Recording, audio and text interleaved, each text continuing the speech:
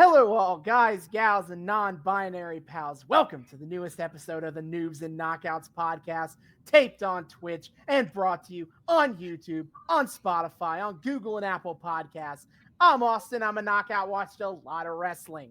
I'm dead inside. I'm David, and I'm a noob, and I haven't watched nearly as much wrestling.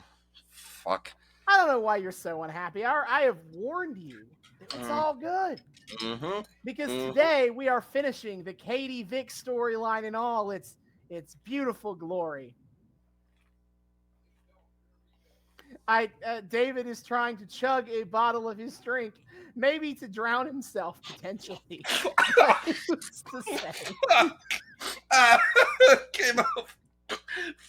Came out my nose. God damn it.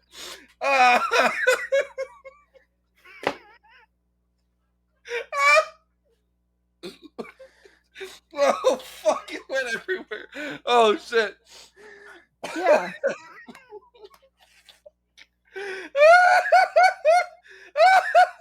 Oh, God. Oh, Jesus. Okay. I will now continue then. Fuck, God. Fuck. If this ain't an omen of things to come.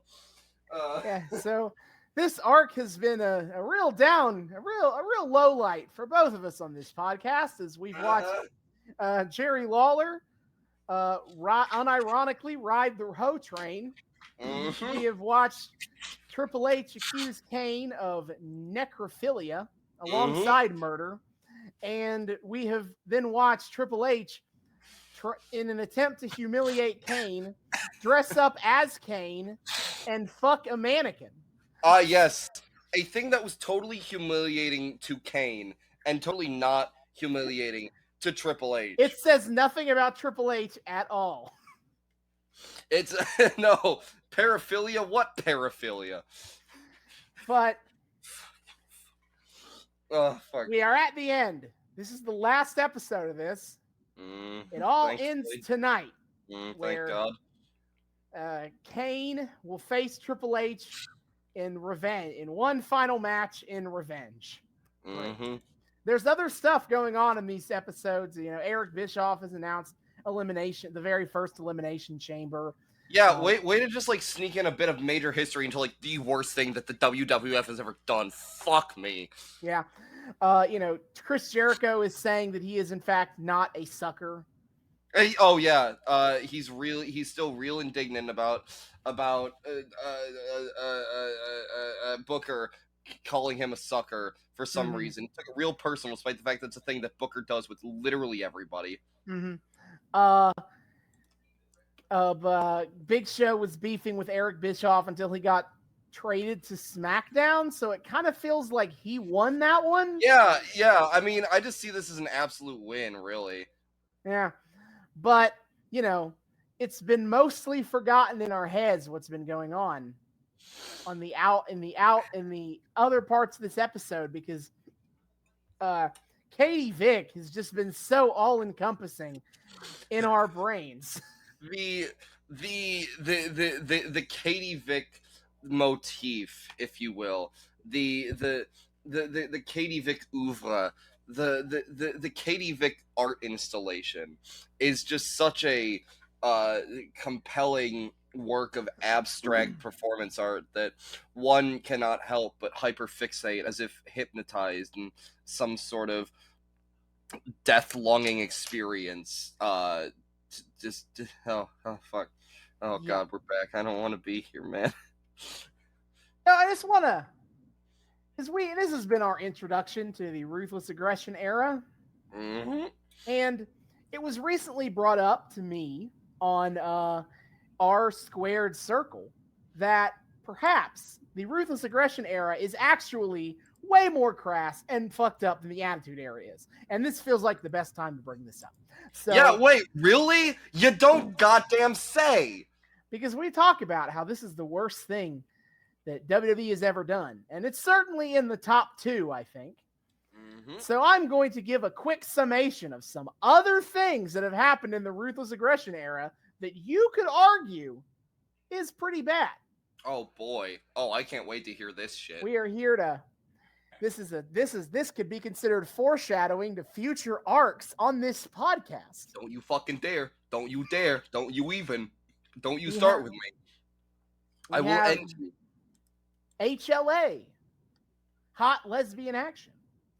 We have Tori Wilson, Dawn Marie, and Al Wilson, where Dawn Marie marries Al Wilson's dad, Tori Wilson's dad, Al, excuse me, and then fucks him, and then he dies from the fucking. Wait, he dies from the fucking. Yep. Death What is by that snoo sentence, snooze. I Austin? believe I got that right. What the fuck? The Mexicools. It's where they got a bunch of Mexican wrestlers and had them come out to the ring riding lawnmowers. Great. Just add flagrant race. I mean, I guess flagrant racism has never not been a part of the WWE. Always kind of there. It's always a little bit that it's like that dull headache that won't like fully go away. Mm-hmm. Katie Vick, obviously, that's here. Oh yeah. The Triple H Booker T racism storyline that I mentioned last time when we talked about the origins of the Katie Vick arc and what ended up replacing it as the big WrestleMania storyline. Yeah. Again, reminder to everybody at home that apparently the impetus for all this Katie Vick shit was just so Vince could get sick boy Scott Vick to come to WrestleMania and face off against Triple H to avenge his sister after Vince saw like Scott Vick in like a house show or an exhibition match or something and was like, I own that guy, right? And like I don't fucking know, Pat Patterson or whoever's like, no, Vince, you actually don't own that guy. God like, damn it. God damn. Well, I want to own that guy. He tried to manifest it with the Katie Vick storyline. It just didn't happen. Kane raping Lita because he got married to her forcibly and then had sex with her. That's rape for those of you who are two keeping Nicholsing storylines that involve Kane and rape. You'll love to see it. Then he got her pregnant, and then Snitsky caused a miscarriage. And because there are only two ways to end a pregnancy angle on wrestling, and one of them's really fucking dumb. And this all made Kane into a babyface, of course. Yeah, I still don't get that. Like, what? Kane became a babyface by raping Lita? Well, technically, it was the shared trauma of the miscarriage that turned him babyface. Oh my fucking god. Oh my fucking god. I hate this show, dude. Kurt Angle trying aggressively to have sex with Booker T's wife, including saying to her that he wants to have bestiality sex with Charmel. Wait, why do we keep getting like weird angles with like Booker T wanting to, or not Booker T, with Kurt Angle having weird like sexual stuff? Because when we did TNA last time, he had that shit going on too. Because that's kind of where Kurt Angle's character went after he when he became a heel again. After his original heel character was the overly dorky wholesome dude. He was an asshole. Mm-hmm. But then after that, when he turned heel again, he's just been fucking weird. I mean, he's a freak. He's a freak who eventually circles back around to weird celibate dork, as in TNA he bans his wife from ringside or whatever. Eddie is in hell, where we did after the death of Eddie Guerrero, we did a storyline where Randy Orton was beefing with Rey Mysterio, and among other things, he told Rey Mysterio to his face, Eddie ain't in heaven, he's down there in hell, which is a hell of a thing to say to a person who is actually dead and who Rey Mysterio was actually friends with. I assume this was them trying to build some go away heat for Orton or something. Yes, but, it was all Jesus very, it was Christ, dude. It was super tasteless heel heat attempts. Yeah, especially when Eddie Guerrero is the patron saint of pro wrestling now that he's gone. You can't in the year of our Lord 2022, if you frog splash, people start chanting Eddie. we know what the fuck is happening. Like, what? Fucking hell. Yeah. JBL at the border, where JBL, as you remember, is a rich asshole Texan. When he was feuding with Eddie Guerrero, he did a bit where he ostensibly went down to the Mexican border and attacked anyone trying to cross because he had to beat up them illegals. Was he a heel? Yes, he's the heel. Okay. Well, at least that's something. At least he's There not was like that. the valiant face trying to stop them illegals from taking our jobs or whatever. Sure. Heidenreich assaulting Michael Cole in the bathroom, and it kind of getting a little rapey in there. Like, nothing happens, but like it's become kind of known as it was like, this feels like a rape scene. Heidenreich, who is this? He was some big beefy muscle dude. I will say to add on is that it was at least pitched once that he would be a Nazi that had been frozen in ice like Captain America.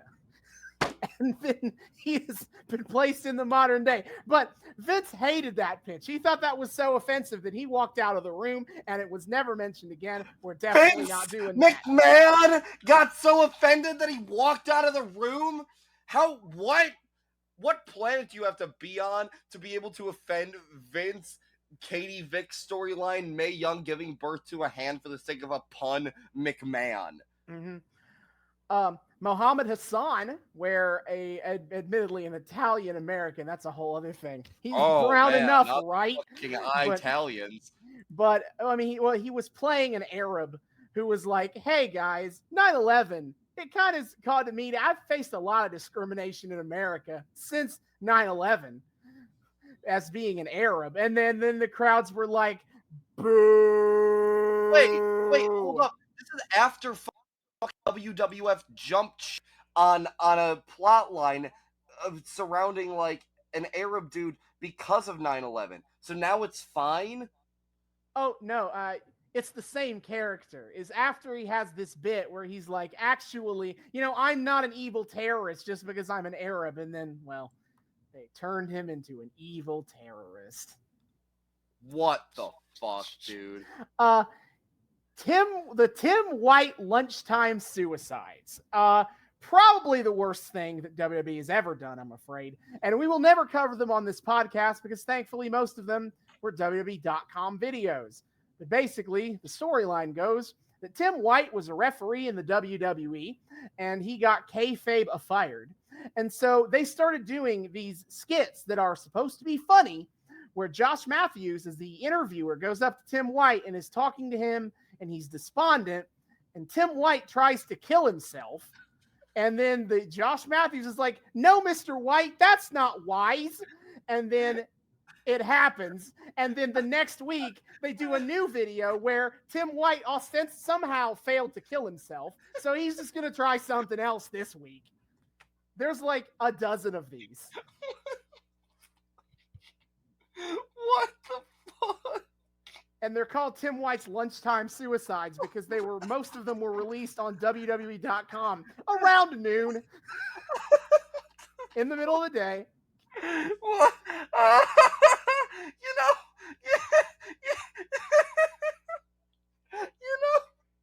Most companies in the early aughts, when they were trying to, break into the world of internets, were, they were putting out like, the normal like corporate style programming, but make it an internet. Vince McMahon continues to be the arbiter of very original ideas by being like, what we can do to like really like get a wedge in like that internet shit is just have one of our reps try to commit suicide for 12 weeks in a row on camera. But oh no, the unfrozen Nazi was so offensive. That idea he walked out on. That's the most offensive thing that Vince McMahon could ever think of ever, is the unfrozen fucking Nazi. Even though in the year of our Lord 2022, a fucking NXT fighter got a call up and got named after a Nazi. All hail Gunther Stark. Thankfully, it's now Gunther. So now it's just a stereotypical name. No, it's just, he's German. That's the most offensive thing of all, really. Vince McMahon, as part of his character of being a delusional white guy, said His character? That was the character at that point. Yes. Oh, that is the person, Austin. I think you mean to say that is the person of Vince McMahon telling John Cena, "What's good, my N-word?" My N-word? And Yeah, Booker T is right there to see it and is like, "Tell me you did not just say that." Yeah. Shout out to all of the John Oliver fans out here who have seen that clip. Yeah. Eugene Densmore. Nick Densmore was a high talented prospect in the developmental at the time, and they brought him up as Eugene. His character was supposed to be he's kind of a wrestling savant. He's not necessarily a guy for the book with the book smarts, but in the ring, he's basically unbeatable somehow. You know, idiot savant trope, basically. So, kind of what Orange Cassidy ended up becoming. It's a different kind of thing because Orange is lazy, not stupid. That's fair, but he's still like a wrestling savant TM. Right, yes. But when they got him up to the main roster, he became a little less savant and a little more idiot. Specifically, he was portrayed as being someone with a mental disability. Oh, no. God damn it. And it was treated with all the class and respect that you might expect from mid-2000s television. Yes, all of the respect that I expect. To quantify that, I believe that would be -5 respect. Mm-hmm. Kerwin White. That was when Chavo Guerrero was repackaged as a yuppie golf dude named Kerwin White, whose catchphrase was, "If it ain't white, it ain't right." Chop, what? So they put Chavo in whiteface. What? They turned Chavo Guerrero into a white supremacist yuppie? Yes. What? And a sentence I never thought I would say.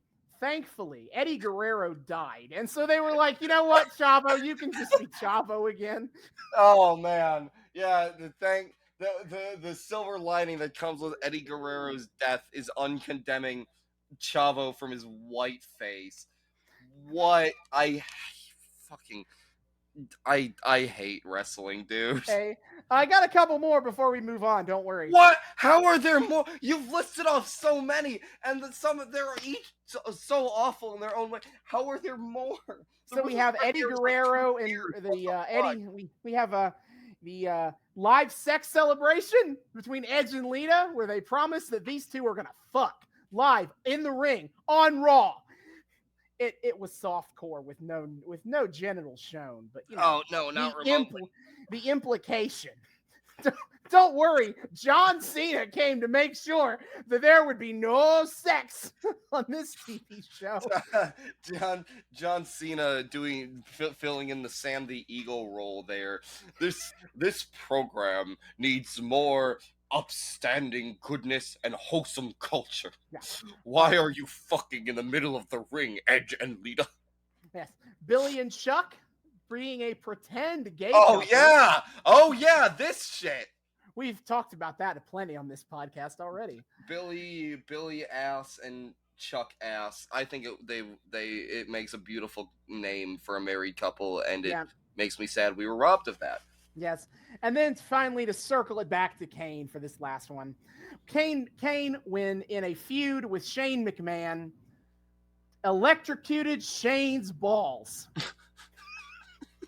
He just put some electrical, cup wire couple thing, kind of like the stuff the thing you use to like jumpstart your car. Yeah. He took that, put it to Shane's testicles. And electrocuted them.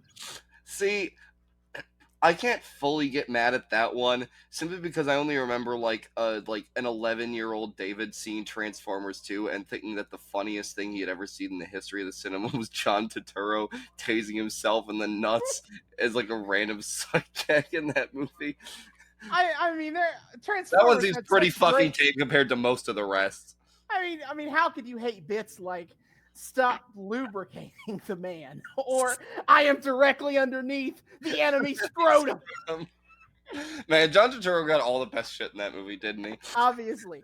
And all of this may seem like padding to fill out the front half of the episode, and it is. Thank you. All that to say, Ruthless Aggression has been quite a time, and it will continue to be quite a time in the future. I have decided something, Austin.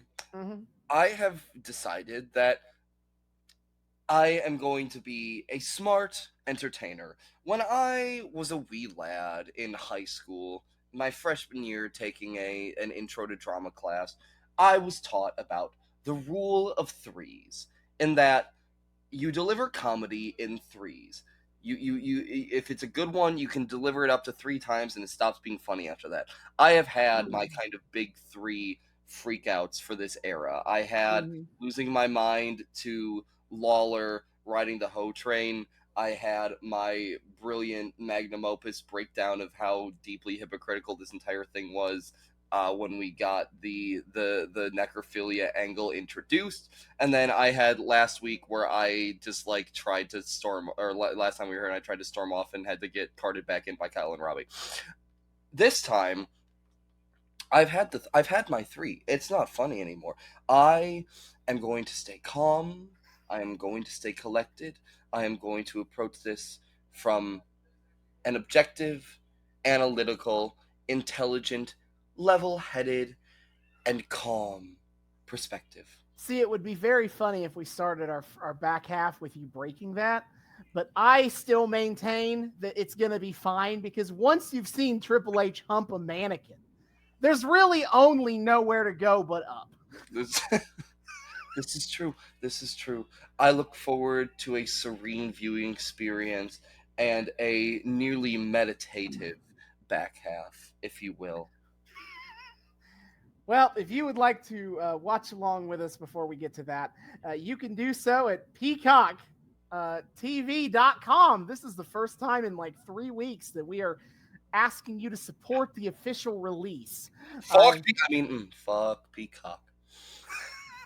On this podcast, I've always liked to encourage that people watch stuff legally if that's the way you're going to do it. But the last couple of weeks, it just coincidentally not been able to be done. And so WWE, all of their streaming, all of their tape library is on Peacock. $4.99 a month with ads, $9.99 a month without ads. You can watch all the WWE shows to your heart's content, including the October 28th, 2002 episode of Monday Night Raw. So see you in the back half. Namaste, friends. And we are back. We have just finished the October 28th, 2002 episode of Monday Night Raw, the finale to Katie Vick. Ah, yes. And what a finale it is. I mean, we know we're in for some wild stuff as soon as this episode begins. The very image we open on is a coffin, possibly indicating a coffin match, and or Taker is here. Okay. Very ominous.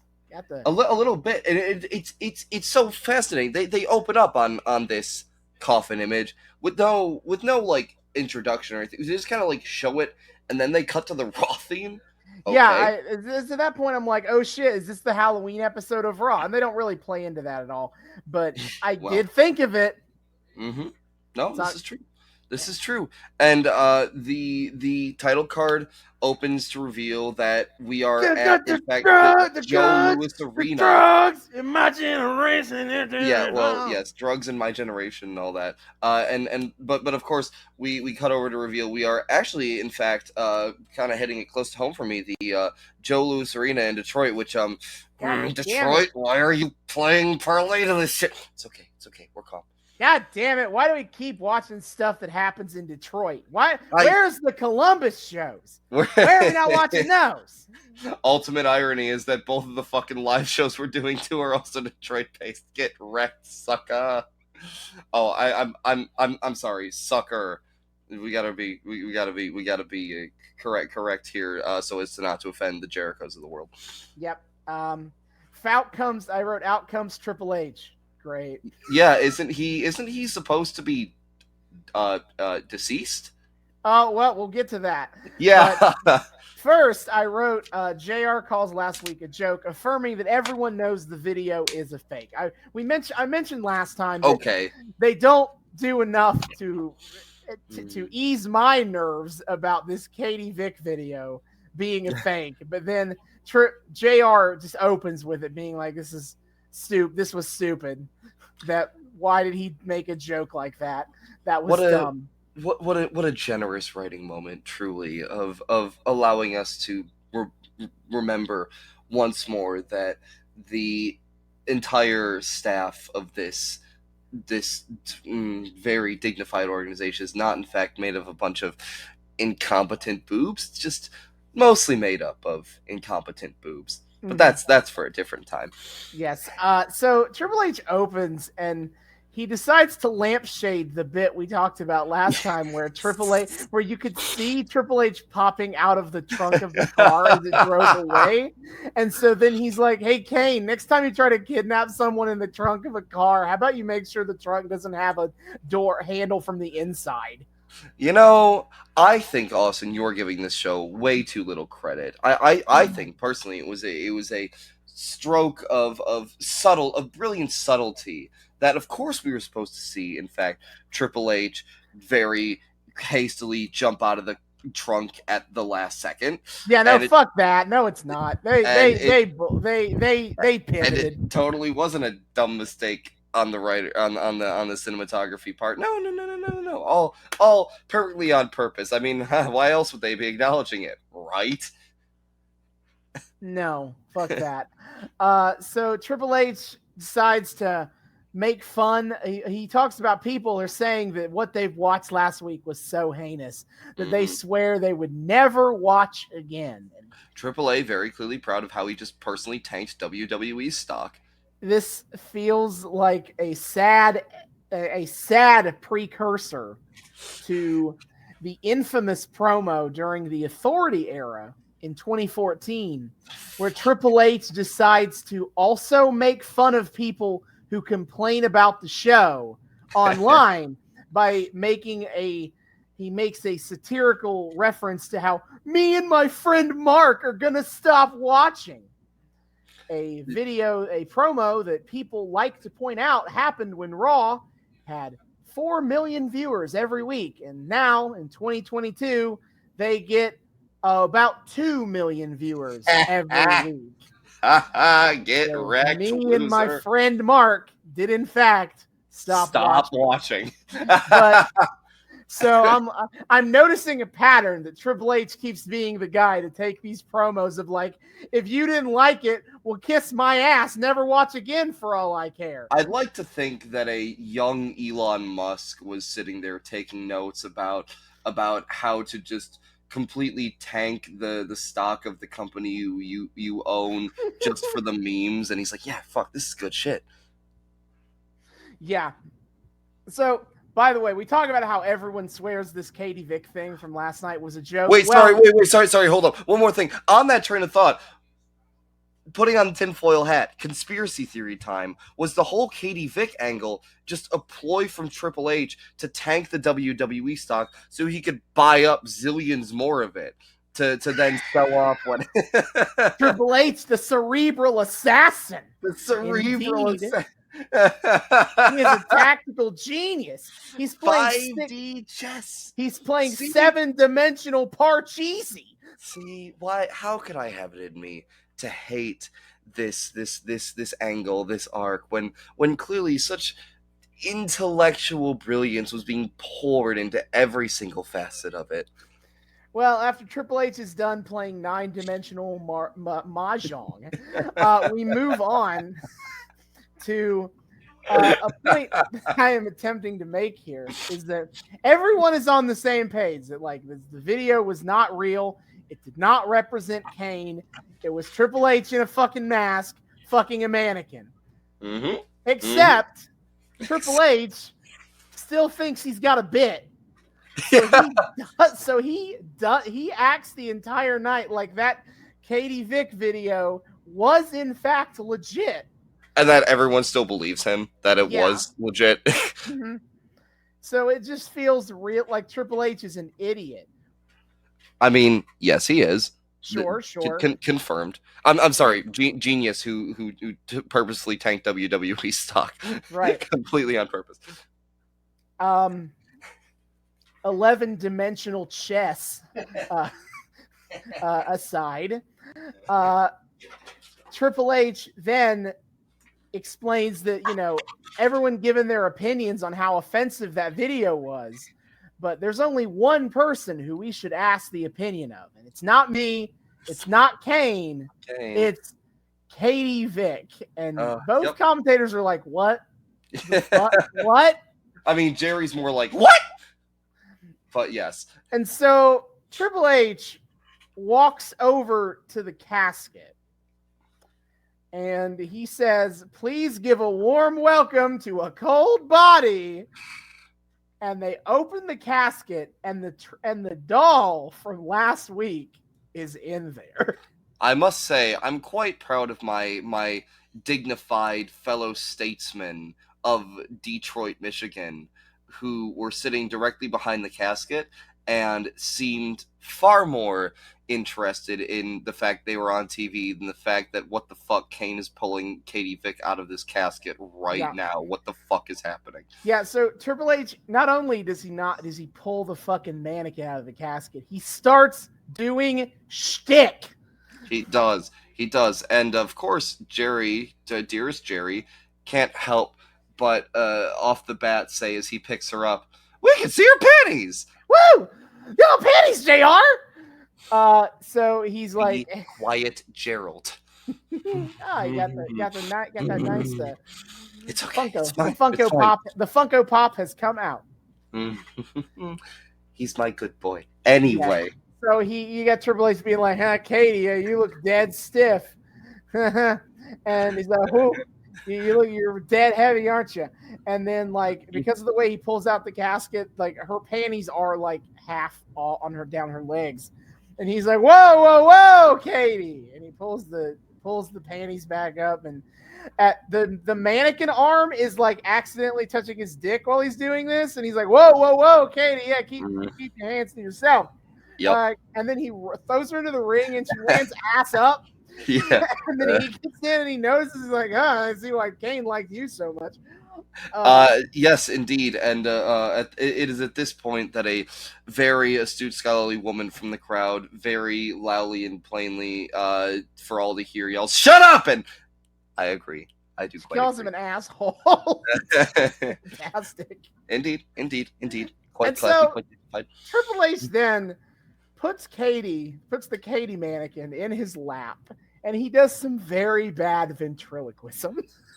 Yeah, so first of all, Triple H continues to clearly not be the one with issues here. He is the sane, normal person in this feud, not like Kane.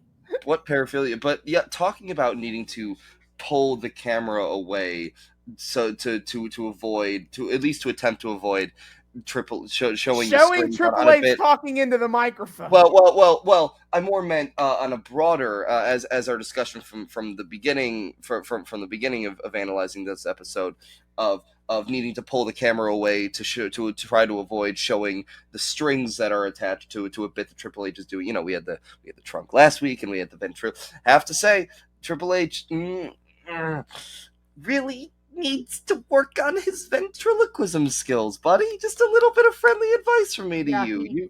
You know, you're supposed to not move your mouth rather than just let the camera guy do all the work so that you can be a lazy dumb fuck about it. Yeah. Just maybe consider taking some lessons. That's all. So Katie as Triple H as Katie, excuse me, is like, well, last week that video was very offensive. Especially because Kane has, and I'm going to be honest, I thought what she was going to say is that Kane has a large penis, because the joke is that that's Triple H the whole time, and Yes. so it's Triple H's dick that's large. I thought it was gonna go in that same direction too. Yes. Yes, but instead, what she says is that Kane has a burnt little wiener, which I cracked up a little bit at because like Deadlock Podcast has a joke about Kane's burnt little wiener. I didn't realize that came from anything. God damn. The Deadlock continues to beat us to the punch on all our best shit. God damn it. Anywho, then Triple H starts making jokes about how Kane was, was a chestnut roasting over an open fire, which this is Halloween, not Christmas. Even Kane, Jerry Lawler points this out. Yeah, Jerry Lawler correctly points out that reference is a mite out of season and heartbreaking. The worst person makes the good point. Yep. So Triple H makes a couple more jokes to the effect about how Kane is burnt and also has a small penis. And then he gets to the end of his spiel where he says that to the people who were seriously offended, if you were seriously offended, I seriously don't care. He says, "I seriously don't give a damn." Once again, that really powerful boom line of that the Attitude Era is known for. I mean, what's a better mic drop than "I don't give a damn"? Yeah, indeed. And in the vein of people who definitely, if you're offended, I don't give a shit. Wait, where'd our viewers go? Oh, the camera's turned off. Weird. In the vein of people who do not have issues, I really need to point out just throughout this entire thing just how consistently horny Jerry Lawler unironically seems to be for this sex doll in a cheap wig and an ill-fitting cheerleader outfit who's meant to be a dead corpse. Yep. He is far too attracted to Katie Vick for a lot of reasons. But also, I would like to point this out, is that this stuff with Jerry Lawler confirms Katie Vick's age. Because because this means that clearly Katie Vick is in high school. Not college. Keep them. I will never ever get tired of the Lawler pedophile jokes. Get his ass. Mm-hmm. Thankfully, we are saved by the resident superhero of the day, Hurricane. Hurricane, who for some reason seems to be attempting beat poetry as he cuts a promo against the game. What's up with that? What? Yeah, does he? Is that how he talks? That is. What's up with that is his catchphrase. Yeah, no, but like his entire intonation, it sounds as though he's a beat poet. He's like he had the cadence of I thought he was gonna like start reciting like just rhyming poetry, and then he didn't, but he kept the cadence of it, so it felt like modern beat poetry. Yeah, I'd say that's trying his to normal make a point and make it sound cool. Yeah, I think that's his normal cadence. And also, it sounds like, and also, I must say, he is walking a dangerous tightrope of tipping right the hell over into emulating AAVE as a very white person. Might wanna think about that one there. Hurricane, my friend. Can I call you Hurry? Just again, friendly advice from Mr. Kane. Mr. Kane, if you will. Friendly advice from your resident, very calm co-host. Yes. Anywho, Hurricane decides to bring himself down to Triple H's level by he questions Triple H's story that he kind of easily escaped this trunk with no damage. Because he said, if that's true, then what about this video footage that I have? Yeah. And he plays the clip. So I wrote either Hurricane or Kane is dressed up as Triple H in this video, but I'm pretty sure it's obviously Hurricane. It's definitely Hurricane. Yeah, I wasn't sure immediately, but it's Hurricane. And Hurricane is in an operating room at a hospital, and he's wearing a Triple H face mask. Yeah. Yeah, not even like a piece of paper. Like a piece of cardboard cut out over Triple H's face. Yeah. Yeah.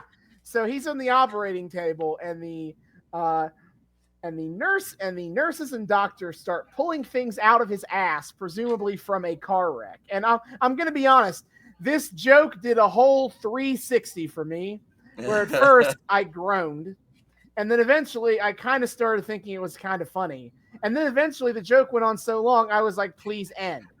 I agree wholeheartedly. Because this video, it cannot be overstated how long they do this bit for. I instead wrote down every single thing that they pull out of his ass. So, wait, why?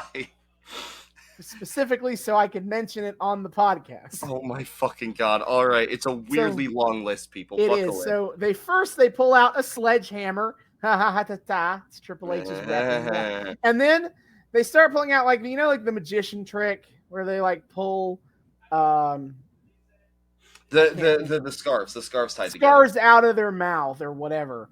Yeah. They do this with his ass, and this bit goes on very long of how many scars they pull out of his ass. But eventually they get the whole bit and they take it out.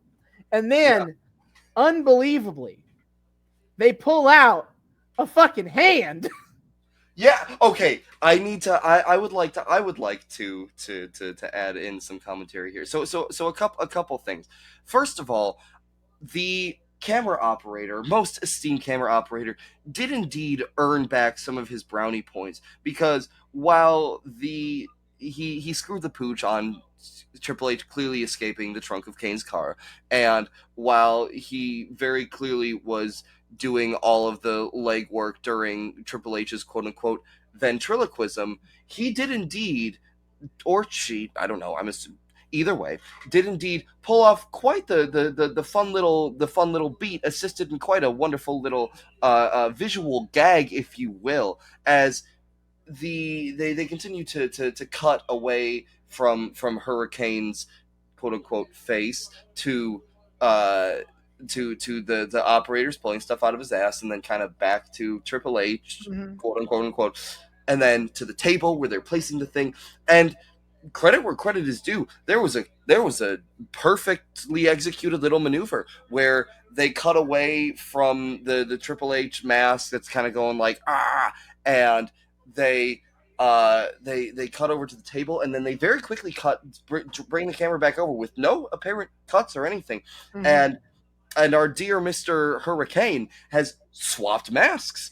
Yeah, they have two. He's wearing multiple fucking masks. He's got like an angry Triple H face and a happy Triple H face. Yeah, and I think there were two. I remember there being like two slightly different angry Triple H faces. One where the eyes were closed, and one where the eyes were a little more open. He looked a little more intense. Yeah. Oh yes, because they pull.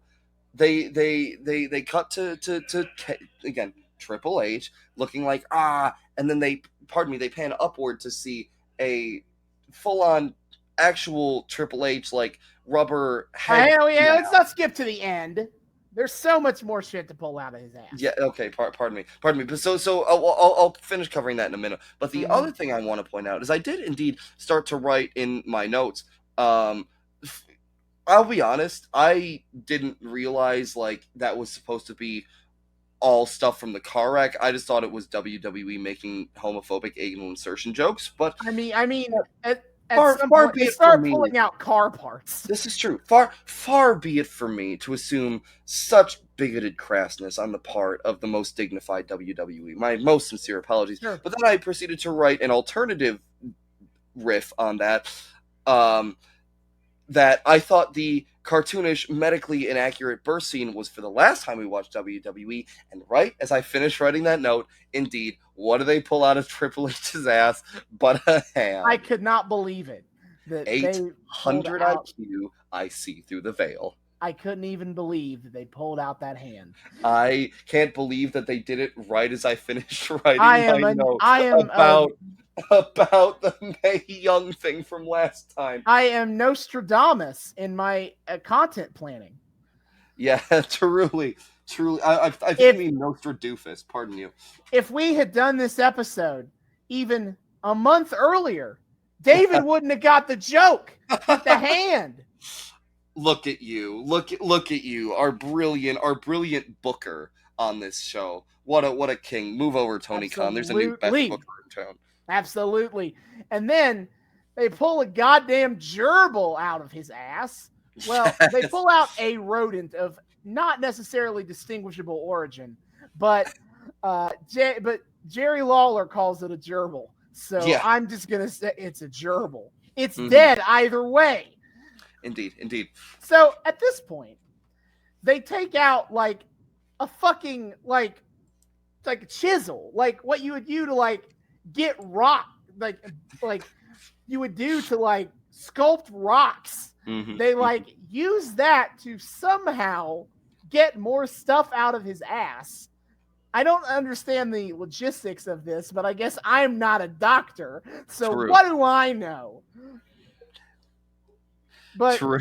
they pull out a gear shift and then a steering wheel, which I would really like to know watched- how that steering wheel fit inside Yeah. of Triple Well, H's we thickness. watch the nurse turn the steering wheel to like help work it out. Yes, the very encouraging nurse continues to just tell Triple H to let it go, just let it go. It's so she's very, very emotionally comforting nurse. Yeah. What wonderful bedside And manner, then truly. we finally get to the last piece of joke where they're just pulling. It's gonna be a tough one to get out. And they pull up, and you can. By the way, to do this bit, they have like a veil over where his ass would be, Mhm. so that they pull stuff out of. Yes. And there's a shadow on it, and so they pull this up, and you see the shadow of Triple H's face, His and I'm head. like, oh my god. So they pull up a mannequin, they have an obvious like mannequin or wax head, and they're like, you mean my head was, you have like Hurricane on the table is like, you mean my head was up my ass? God fucking damn it. They pulled, they took, Triple H has his head up his ass. Indeed. And they And pulled this it is, out. and they do a delightful little quick cut where they pan up and they pan back down to look at, and Triple H's face is all of a sudden like, whoopsie, and like giving a little sheepish grin. Brilliant camera work. I wholeheartedly approve. What a phenomenal. But yes, indeed, this segment does. I had the exact same 360 of and then okay, this is actually a little funny, and then this is dragging on a little too long. Unfortunate. Like you could have cut the gerbil. You could not everything. The hand though was essential. You probably didn't need the gear shift either. I think the steering wheel was sufficient for the joke. But how are we supposed to get the point across that car went into his ass if we only have one car thing in his ass? I guess. But Triple H is very offended by this juvenile joke made by someone with the mind of a 12-year-old. I also have to say, I really have to wonder the lengths that Hurricane went to make this video, because for Triple H, you could see how that was a complete one-man band of a show. Like he snuck into a funeral parlor, so that's kind of fucked. Snuck into a funeral parlor. But I mean, otherwise, it's just like getting a casket. Well, again, as a reminder, dear audience, or for those who didn't listen to our last Katie Vick episode, while an actual funeral service was they going didn't on shut down in the adjacent room. Yeah, they didn't like shut down the funeral parlor for that bit. Mm-hmm. So that they could go film in there. They just filmed while other funerals were happening. But indeed, complete one-man band. But this was a whole production. Like he's got he got the Katie mannequin, he's got the casket, he's got a Triple H, he's got a Kane mask. I mean, he could pretty easily do this himself. But Jesus Christ, Hurricane, he's got the mask, he's got all these fucking props. They got him set up with hospital equipment. He's got 3 different people helping him out with this bit. The production value is off the charts, and I have to wonder where a mid-carder, without Kane, let's be real, lower mid-carders such as Hurricane, was able to procure all of these very extensive resources: the set, the multiple people, the distinct cameraman, the whoever was clearly helping him change in and out of those masks. I mean, I appreciate the production value, to be sure, but one must wonder, It's a little fridge logic. You do think Raises about questions. I'm Yeah. just asking questions about this make fun of Triple H. by pulling things out of fake Triple H's ass video. Yes, I am asking Yep. questions about that exact Yes, thing. yes. Yes, of So course. Triple H is very offended by this video. Yes. And he is so offended, he kicks the Katie Vick mannequin who he had propped up in a steel chair. Mhm. And then he starts beating Katie Vick, the mannequin, with a steel chair. And after that, he chucks the mannequin out of the ring, and then he rips the head. When it hits the concrete floor, it knocks the wig off. It knocks the wig off and also knocks the head off because there is a separate, smaller head underneath, and it's a dude head? Question mark? I thought that was just the regular Katie head that just had the wig on it. No, it was a distinctly smaller head with just short man hair, and it was definitely a man face. It did not have. That was not the Katie head. What is this mannequin? What is going on? Whatever. Triple H then confused. I'm very confused. Good. Let the hate flow through you. So Triple H then chucks the mannequin into the stairs for a while. I wrote someone in the crowd yelling, "You're not funny." True. And for some reason, this gets Kane to come out and just start beating Triple H's ass. This, of all things, is what got Kane to come out. Mm-hmm. Interesting. So Kane starts attacking Triple H. Security comes out to stop Kane. Kane beats them up too. But this does give Triple H an opportunity to start beating up Kane. Eric Bischoff then proceeds to empty the locker room. They got all the referees, got all the babyface wrestlers out here to separate these men before they continue fighting. And Bischoff himself comes out. And if I may, Austin, I would like to introduce yet another brand new segment to our show that I would like to call David's Culture Corner. Now, great. For those of you of scholarly import, such as the distinguished writers of this episode of WWE Monday Night Raw clearly were, this should be a familiar a sight to you. Two large groups of people getting into a nasty street brawl, in some form or other, only to be broken up. Two bitter rivals, only to be broken up by a man of powerful stature telling them that they need to calm down. I am, of course, referring to the similarities between this segment between Kane, Triple H, and Eric Bischoff and Act 1, Scene 1 of Romeo and Juliet. Which I fucking knew that was what you were doing. Clearly paying an homage to. If I may, the dialogue went as such from our dear Eric. Rebellious subjects, enemies to peace, profaners of this neighbor-stained steel, will they not hear? What hole you men, you beasts that quench the fire of your pernicious rage with purple fountains issuing from your veins? On pain of torture from those bloody hands, throw your mistempered weapons to the ground and hear the sentence of your moved bish. That is all. And now, to kind of win back our audience. Thank you for attending David's Culture Corner. I will now be introducing a new bit for me. Oh shit! It's a double bit. The bit doer was me. The consortium of bits. The consortium of bits was me. Indeed. This is called How Do I Make a Taylor Swift Reference in This Bit? What the fuck? That's a good question, folks. So I think that this Eric Bischoff interference is very fits to the song "You Need to Calm Down" by Taylor Swift. So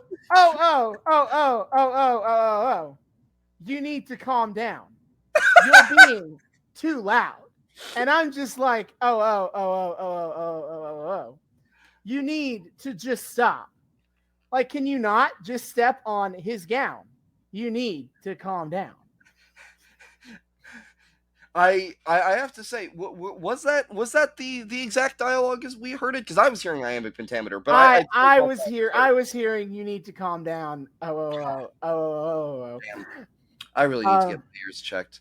Anyway, Eric Bischoff puts Kane and Triple H in a casket match tonight to settle their differences. Which, Eric, what a master of poetic justice. That is not at all weird and crass when you consider everything that this angle has been building upon story-wise. The poetry, so delicious. This storyline has been something, and I'm going to be honest, I was completely blindsided by the hurricane video. No one ever talks about that one. Not sure why. But I had no idea it was a thing. I mean, of course, they couldn't help but stare in reverent awe of its artistic prowess as a work of art on Hurricane's part. Truly, I would not dare speak a word of review of such a segment for risk of profaning its majesty. Naturally, that's clearly why you've never heard of it. Of course, this storyline has been so bad, and we've hated it every step of the way, really. So I really appreciate this episode was not one where I'm just appalled. I'm just confused by how dumb it is. Indeed. The story was just really dumb this time. Wasn't offensive, wasn't gross. It was just really dumb. And you know what? That is a breath of fresh air. I feel at peace. I feel happy. I feel contented. Yep. Indeed. Now, moving on to the FE View camera setting, which I was like, the fuck is this? I have no recollection of what this is. I also was like, the fuck is this? Especially when it starts with, it's basically hidden cam shit. Yes. To be clear. And the first thing they do is they have a hidden camera in the women's locker room while Trish Stratus goes into her locker room and is on the phone with, I think, her mom. Somebody. She's just talking about how she's going to wrestle later. It's nothing important, but she is undressing in full view of this camera. And I just wrote, great. And because Jerry Lawler is losing his mind, and unfortunately, so also is the audience. Yes, of course.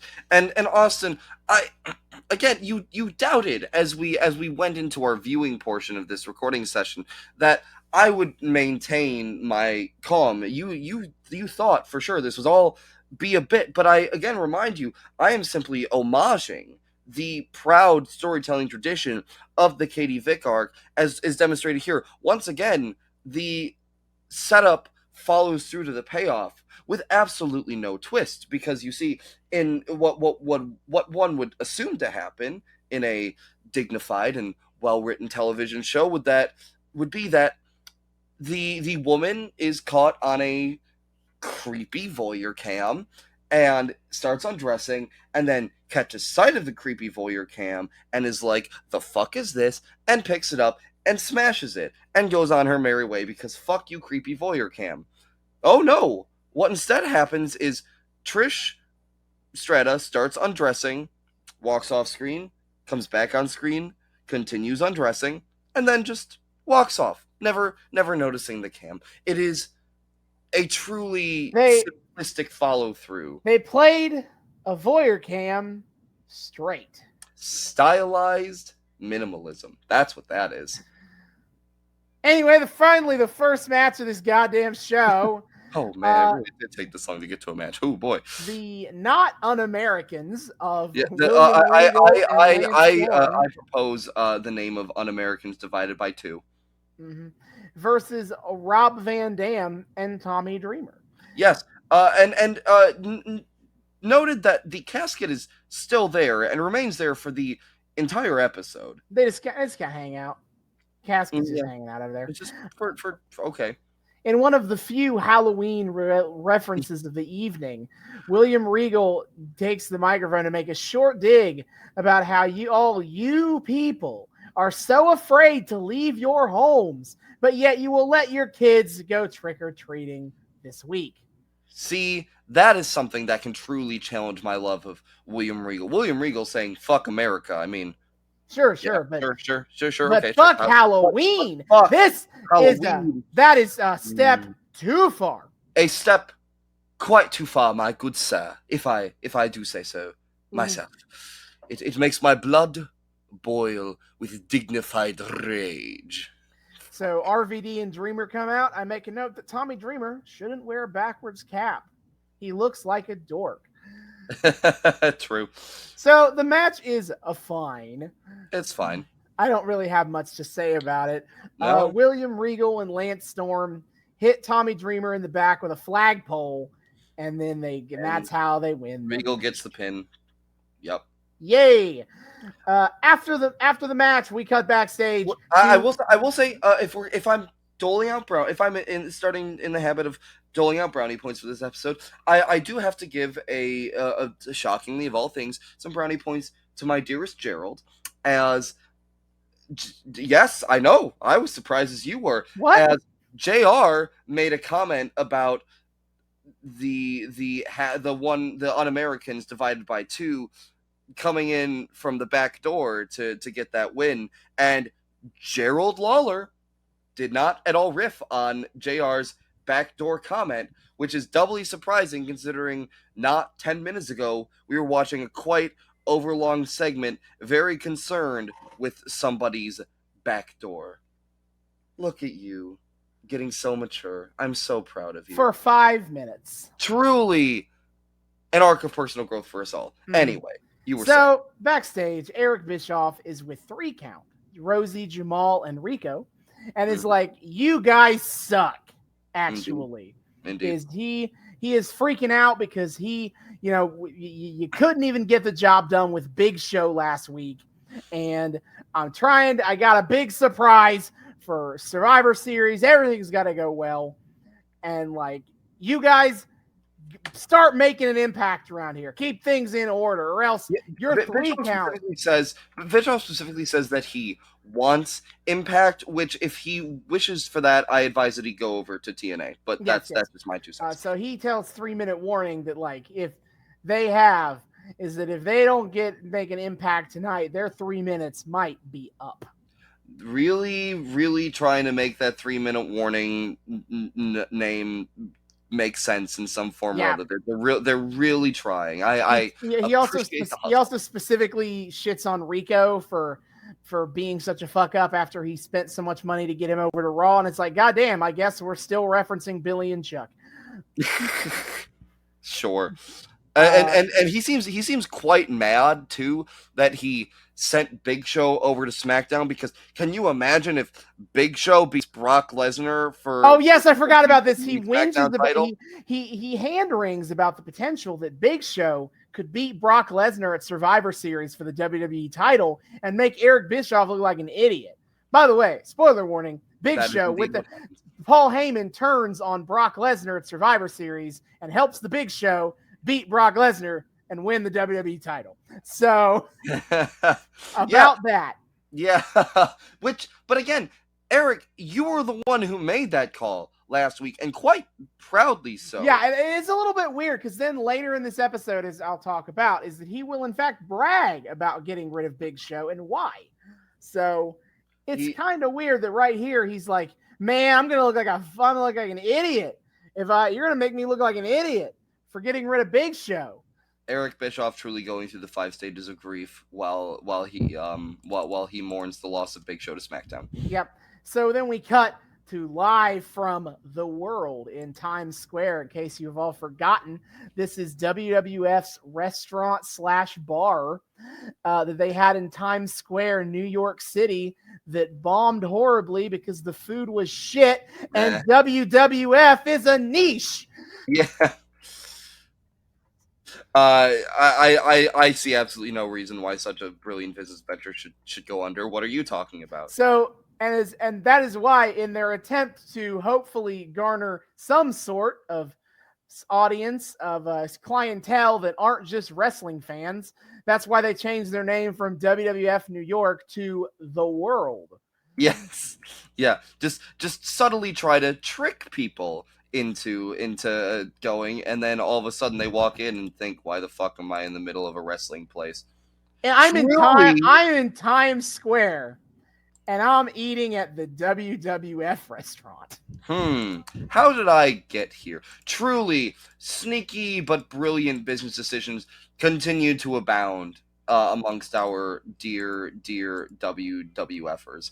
Right, so we cut inside, and Stacy Keibler and Testa. I wrote on a date ? It's she portrays here as like as his marketing manager, which is not the vibe, which isn't really the vibe I got from them last week. But sure, it's professional. Look, sometimes you gotta do a little bit of romantic nepotism to really seal the deal. I don't see what's wrong with that. So Stacy Keibler points out that all the all-time greats, they commonly have nicknames for their fan bases. And she's like, well, what is Test? What is his fans called? But she has come up with a brilliant idea. And she whispers in his ear, so we get a full-on ass shot that covers about half the screen. Yes. She explains. After, may I add, another ass shot as she walks into the restaurant. Oh yeah, they got the camera low down there so you can get a good cake shot as she's walking. Truly, the Ruthless Aggression era showing its respectful appreciation for the female form. The people who filmed The Beautiful People last week should have been taking notes. Oh yes, of course. That's what I wanted. More full on and ostentatious cake shots and exploitative cake shots for the Beautiful People. Absolutely. I mean, I maintain what I said last week. If you're gonna bother to do an exploitative cake shot, it should at least be a good one. Fair enough. Fair cop. Anywho, so she explains her ideas that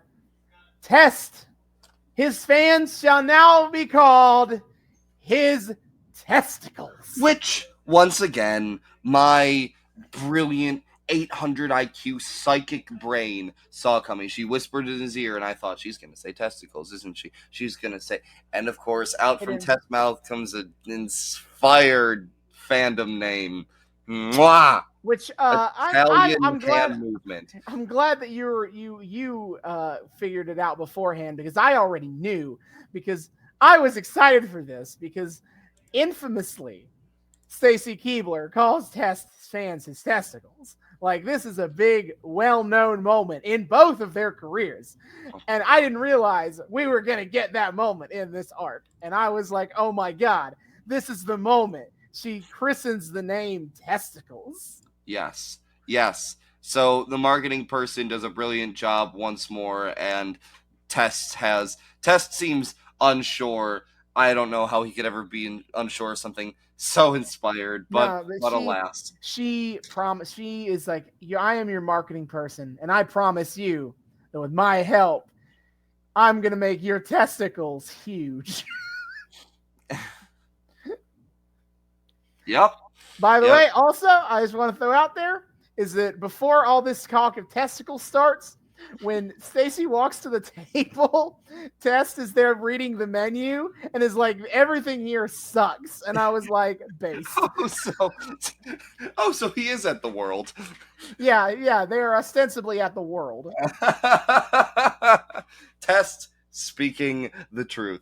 Absolutely. Yeah, so Stacy Keibler has promised that she will make Test's testicles huge. I would say more on these developments in the coming weeks, but we won't be here for it. Thank goodness. I know what the next arc on this show needs to be. The story of the testicles. Don't you fucking dare. I will end you. I will. I'm gonna do horrific things to you. Don't you dare. Don't even think about it. If you say so. Pardon. Moving on to our next match of the evening is the Dudleys, Spike and Bubba Ray versus Jericho and Christian for the World Tag Team titles. Or it would have been, but 3-minute warning came out immediately to attack the Dudley boys. This is them making an impact. They fuck with Bubba and they like extra murder Spike. Yeah. And that is the end of that. They like 10 times murder Spike. That is a murderized man right there. Yeah. And so we then cut to a video that has a Batista video that says, and I wrote this down because I was like, the fuck? I wrote, for every minute spent in the ring, the average superstar trains for 1,000 minutes. To which I say, press X to doubt. I was indeed going to say bullshit. The Noobs and Knockouts letter of the day, boys, girls, and those that lieth betwixt, is the letter X. But obviously, it's all set up for them to be like, for him, nice warm up. Nice warm up. So again, more video footage of Batista working out, bro, and then it says then it ends with the genetic revolution will begin. You know, I'm really interested in that claim. I really want to take some time to do a little bit of the math on this one. So 1,000 minutes for every 1 minute spent in the ring. 1,000. No fucking way. 1,000 minutes is, you divide that by that's over 16 hours. Divide by, that is over 16 hours. So for a let's just say I really have to give props to some of our Iron Men who have done hour-long matches for spending 1,000 hours training. Brian Danielson and Hangman Adam Page. That's 41 days straight of 41 training. Straight days. I mean, come on, you gotta admire the dedication. I just want to know where they get that kind of ridiculously stupid high number. Like if you said 100 minutes, I wouldn't have said anything about it. I might have said a few things, but I would have been like, you know what, that seems like a lot, but also reasonable. But that 1,000, oh man. I know. I will tell you this. That is just over 1/525th of a year. I do know that for a fact. 500, every 525,600 minutes. That is that translates. How much is 1 year? 525,000. 500. So if you trained for a year straight, you get 525 hours in ring, which is 5 minutes in ring, that's it. which is 8.76 hours in ring. Okay. That's not a lot of in-ring training. That's not a lot of, the training to work ratio of training. I don't think it's checking out 1 entire year straight with no break, just every second of every day for 1 entire year for only 8 hours of in-ring time. It scans on that you would be very, very tired after that, and 8 hours of in-ring time would be, I think that would be quite enough for after all the work you did. But something doesn't seem right. The numbers, Mason, indeed. What do they mean? Where's Professor Big Papa Pump when you? Yeah, the numbers do lie. The numbers have lied to us, Papa. What do we do now? Yes. Well, the genetic revolution will not be televised yet. Yeah. As we now move on to our next match, Goldust versus Test. Yes, dearest Dustin and his aspect ratio. Yep, I wish I could tell you what it is, but I don't know cinematography. I set fucking fuck. I feel like I should know that. 16:4, 14:3. I don't know. It's all I know is that smaller screen go burr. Smaller black borders go burr. That's what really every time Goldust makes an entrance with that, I think that our stream has glitched out. And I remember, oh wait, it's the movie guy. Yeah. So Test gets on the microphone and he has to be like coaxed into saying it. But he says he wants to say hi to all his testicles. Well, he wants to say hi to mutter to Stacy Stacy Keebler, mutter. I want to say hi to all my mutter to Stacy Keebler, mutter. I want to say hi to all my testicles, and of course, our most dignified and classy audience of the early aughts thinks this is the funniest thing ever. They are so bought in off the bat, unironically, no thought behind it, only balls jokes. Yep, it's 2002. Amazing. Yep, it's 2002.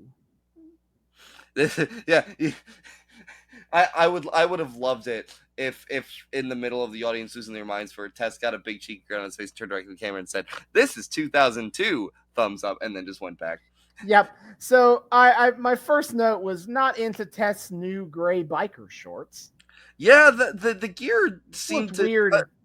Get a bit of a downgrade this week. I wonder. Yeah. I legitimately have to wonder why the fuck did he leave his shit in the laundry? Like, what's going on, buddy? So they casually mentioned on commentary that Scott Steiner is signed with the WWF. They'll make a bigger deal about this later. Yeah. But I was like, Scott Steiner, big fan of testicles. Big fan. But eventually the match does a whole lot of whatever to me. Not a big fan of Test as a wrestler, I'm afraid. So eventually Goldust has Test set up in the spot for what does he call this move? I think he calls it the curtain call. I forget what he calls the director's cut. That's it. Where he kicks him in the ball, or he sets him up in the middle rope and kicks him in the balls. Yeah. Before we get to that, a few of my own notes here. Okay, sure. First of all, once again, Jerry Lawler, nothing good can last. JR mentions Stacy Keebler as Test's person for public relations. And oh fuck, I forgot about this. Jerry Lawler apparently was doing this whole high school romance thing, even back then, because he seems very interested in the idea of Stacy being able to keep his relations from going public. Yeah, okay, yeah, he says that, and before that, he even is like, "Oh, the marketing person, I like to go to the market with Stacy," and Jerry's like, "Yeah, I bet you would." Jerry, it's okay, it's fine. Yeah, Jerry needs his relations to not be public. I wonder why. It was the signs were always there. We should have seen them.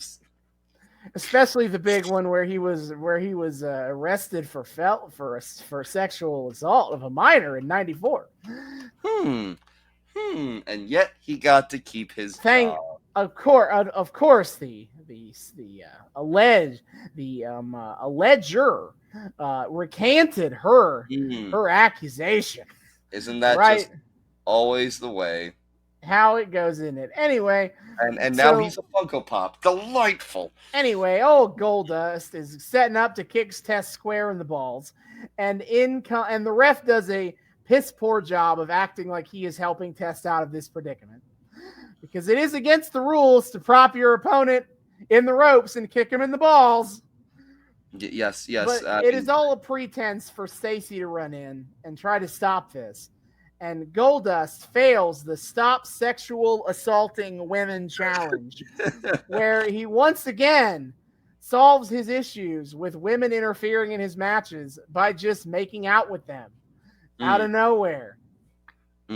Yeah, I do have to wonder why. I mean, look, I know Goldust is a face right now, and A, you can get away with anything as a face, and also B, since he's a face, we need to really aggressively just turn to the camera and scream "no homo" about everything in relation to him. And also, this is the kind of thing that an audience in 2002 thinks is charming and delightful baby face. I mean, the same audience that was quite into the voyeur cam earlier. I guess I shouldn't be totally mean to the 2002 audience, because the 2020 AEW audience also responded positively when Dustin pulled this shit in. So, maybe we have some. Yeah, maybe it's not fair that I place all this on 2002.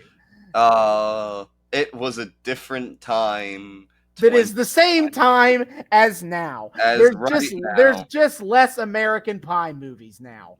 So Is that the only difference between generations? How many American Pie movies there are? Damn. well, now that's an interesting philosophical question that we're not going to get into right Yeah, I now. was about to say, I feel like we just discovered a great truth of the universe. Anyway, Stacy gets set up into the nut kick rope spot, and so now Goldust is like, "Who should I hit?" I don't know why he cares. This is clearly go for Test. go for the man you're actually in a match with. Yeah, why would that? And like, why do you want to kick Stacy Keibler in the vagina? It feels like, again, balls punching, kicking is the better option. And yet he goes for Stacy after he like fan polls out what to do here. The referee thankfully stops this.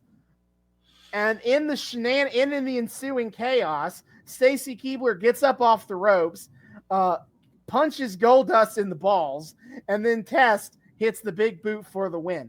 So in this first match, for all you testicles out there, there sure was a lot of ball-related offense and spots. Big ball story. This match was.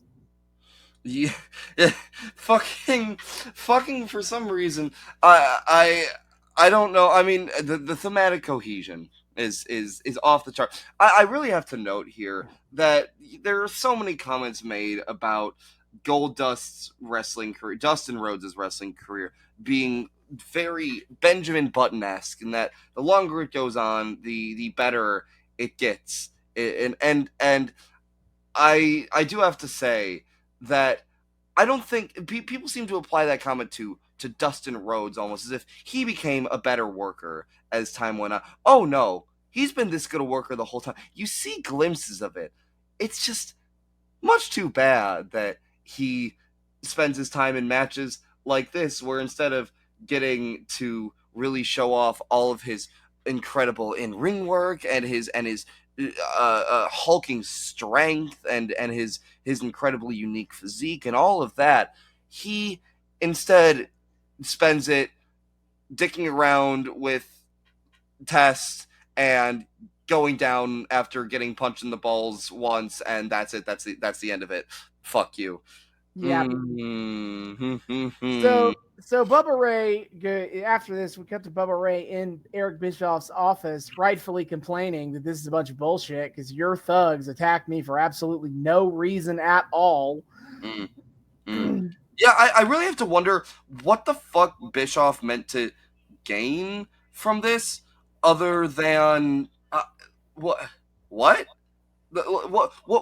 it's just having 3-minute warning cause chaos. What are you getting from this? What is the point? What do you gain, Bischoff? What is the strategic move here? Please help me understand your brilliant process. Yeah, not sure, but Eric Bischoff is like, hey, whatever, dude, and don't worry about it. You still got a tag title match, even though Spike Dudley is not in a fit shape to compete tonight. You can find any partner you want, and then you can have your tag title match later. Yeah, which hey, I guess we're 2-nickelsing the go find a partner angle for 2 weeks in a row. Yeah. Which if I may, a measured response, it sure brings quite the stark contrast to WWE of the Ruthless Aggression era to TNA of 2008. And why they feel so different. TNA took that beat and created a whole beautiful, brilliantly crafted through line with it. WWE goes, okay, just do it, and that's yeah. The storytelling possibilities, they feel under-realized. So we move on to a Scott Steiner hype video because he is coming soon. Gotta say, it's real ballsy that they're hyping Scott Steiner in Michigan and not actually debuting him. Yeah, so after seeing testicles, Scott Steiner will be coming soon. Indeed, and HBK will really be. Speaking of men coming, Yes. we then proceed to get a recap package of Shawn Michaels faking being in a wheelchair. Which, by the way, gotta question this: is how long was he doing that bit for? Like, did he like when he was in like the airport and like just out in public? Was he pretending to also still be in the wheelchair? I think he might have. I think he might have been keeping his own little mini personal kayfabe there.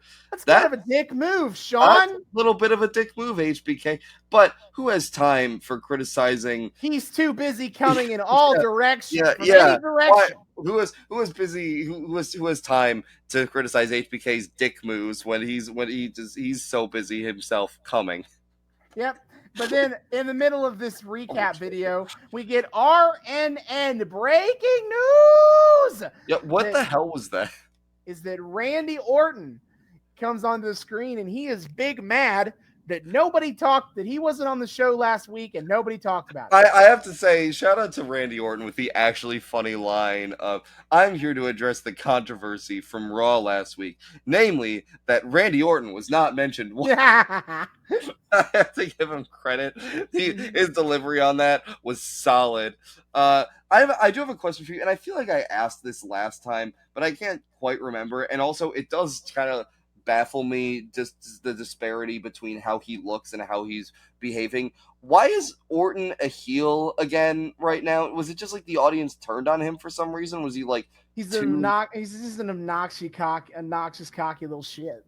So the audience turned on him for being obnoxious and cocky, and he smartly leaned in. Yeah.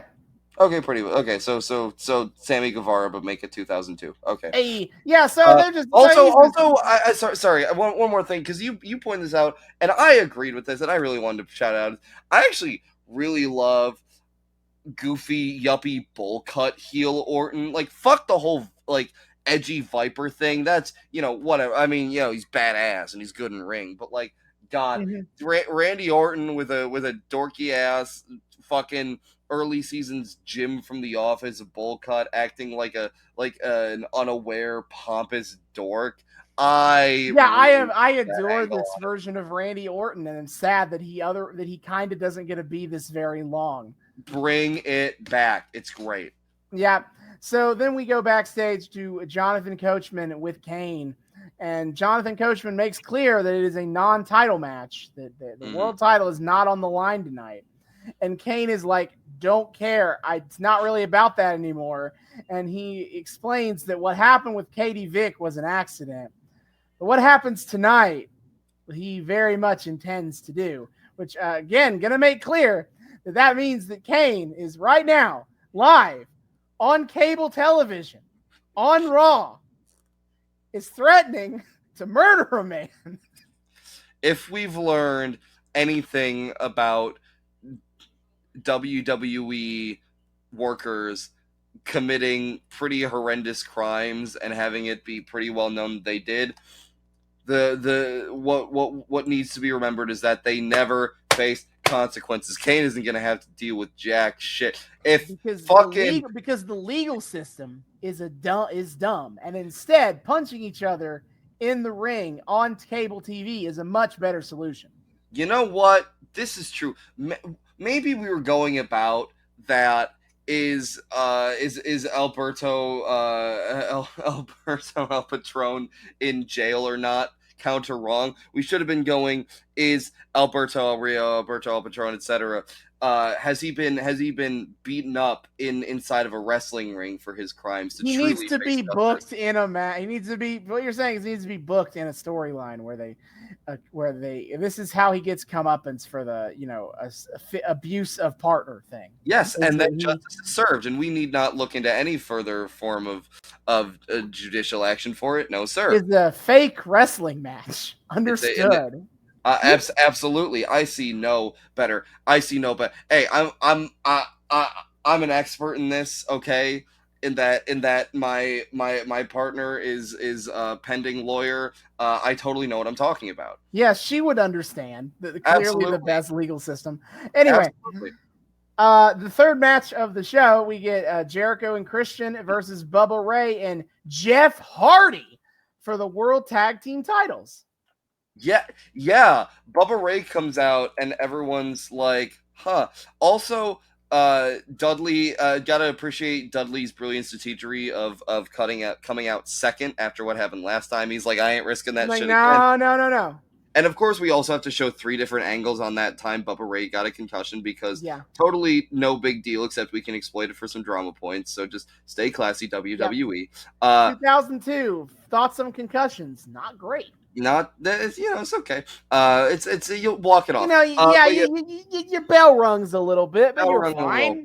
It's great to exploit for drama, but who really fucking cares? No, but yeah, Jeff Hardy of all people comes out, and man, I really wish we'd gotten, just like in TNA last week, actual backstage segments, because I would love to know the journey that Bubba Ray Dudley went on to acquire Jeff motherfucking Hardy as a tag team partner. Like they call this out on commentary that like Bubba Ray, the Dudleys and the Hardys hate each other.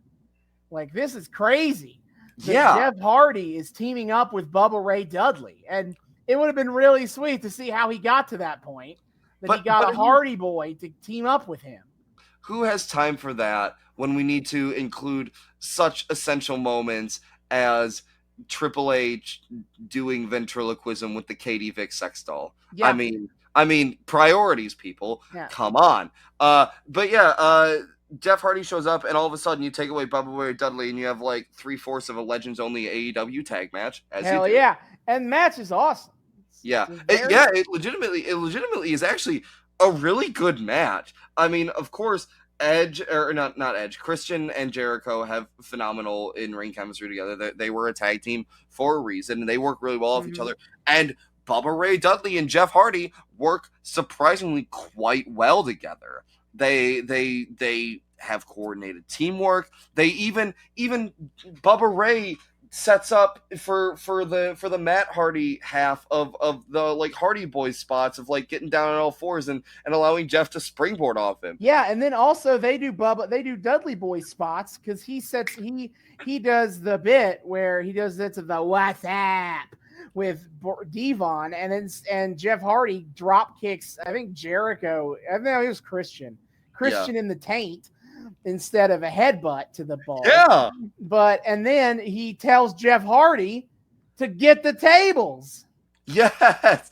Yeah, Jeff Hardy's like, he seems a little lost, but he's like, okay. Sure, fuck it. Yeah, sure. Why not? Bubba Ray clearly trying to get into a meditative state by getting these tables. Also, at one point, the ref gets knocked out. It's one of those moments I really have to wonder, why the fuck don't matches just get immediately DQ'd when the ref gets knocked out? Like, we attack the ref, that's a DQ, sure. But, like, we just knock him out. I mean, he's not calling it. I guess we're just going to keep going. Think about it.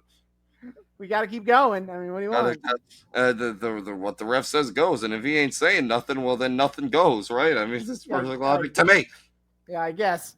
Anyway. Yeah, the match works. They work really well together. It's a lot of fun. Honestly, I was sitting here thinking it would be really metal if they did it. If they did it so that they gave the tag titles to this mismatched odd couple team. That would be such an interesting story setup and a really cool thing and unique thing to explore. I don't know if people have ever done that before, but it'd be kind of really dope if they tried something like that. It would have been dope if they had been tag champions, even if it was only for 3 minutes. But bam! Because here comes 3-minute warning to ruin all of our fun. They continue. They're like, we're not done fucking with you, Bubba Ray, actually. Yeah. And they interfere in about the middle of the match. But then here we get to the ending point here is that 3-minute warning grabs a Spike Dudley and is hanging him upside down. They're going to drop him all 6 inches at most onto the stage. Hey, Bubba Ray is very sensitive about head injuries right now. I mean, look, I know they're no big deal, but he's personally very, very concerned. Fair. But this causes Bubba Ray to go stalk off and go try to save his brudda. And this leaves Jeff Hardy. He goes for the Swanton Bomb. I was kind of expecting Jericho and Christian to break it up, but they don't. They don't. Hardy hits the Swanton bomb on Jericho. I'm thinking, holy shit, did Bubba Ray, Dudley, and Jeff Hardy win the tag titles at one point and I didn't know about it? But then Christian pulls the referee out of the ring as he's counting. Yeah, and again, no DQ for that either. The ref is fully counted this time, but still no DQ. Ref, what are you doing? Nah, fuck that. And then Chris Jericho hits Jeff Hardy with the tag title belt, and then he hits him with the Lion Salt for the win. Chris Jericho and Christian have somehow retained the tag team titles. Heel bullshit, gonna heel bullshit. Yep, a very pretty good match otherwise, though. Honestly, yeah, no, I mean, even with the heel bullshit, it makes sense in the story. That was actually a really good match. Like, it wasn't anything, like, super crazy, but it was, like, it was unique, and it was well worked. I mean, yeah. Props. I am content with that. Good job. See, so much to love in this episode. Yeah, so next we get Jonathan Coachman interviewing Triple H about the match later, and he asks Triple H about it, and Triple H admits that he is scared because he saw what Katie Vick did, but Kane did to Katie Vick last week, and he is trying to argue that he is afraid that Kane might like just whip his dick out and start fucking Triple H in the casket. Yeah, if it turns out we weren't going for homophobic anal insertion jokes for the Triple H surgery segment, we're definitely going for homophobic, like, gay prison rape jokes here. Good job. Yeah, it's rough. This is him being like, hey, trust me, I'm not your type. It was a different time. Anyway, Jonathan Coachman decides to not dignify any of that with a response in any way and just moves on with asking about Shawn Michaels and then how Shawn Michaels is coming. And whoa, Triple H apparently has other coming to worry about right now. But Triple H is not scared at all in his mind. He's like, you know what? You saw those two. You saw what I did to Shawn. He's not 100%. I'm not worried about it. And so we obnoxiously hearing this loud cell phone ringing from the locker room that Triple H is standing in front of. Which, how are we hearing that sound so clearly through like the heavy metal door in the locker room? I guess Triple H just has the world's most powerful ringer. Okay. Sure.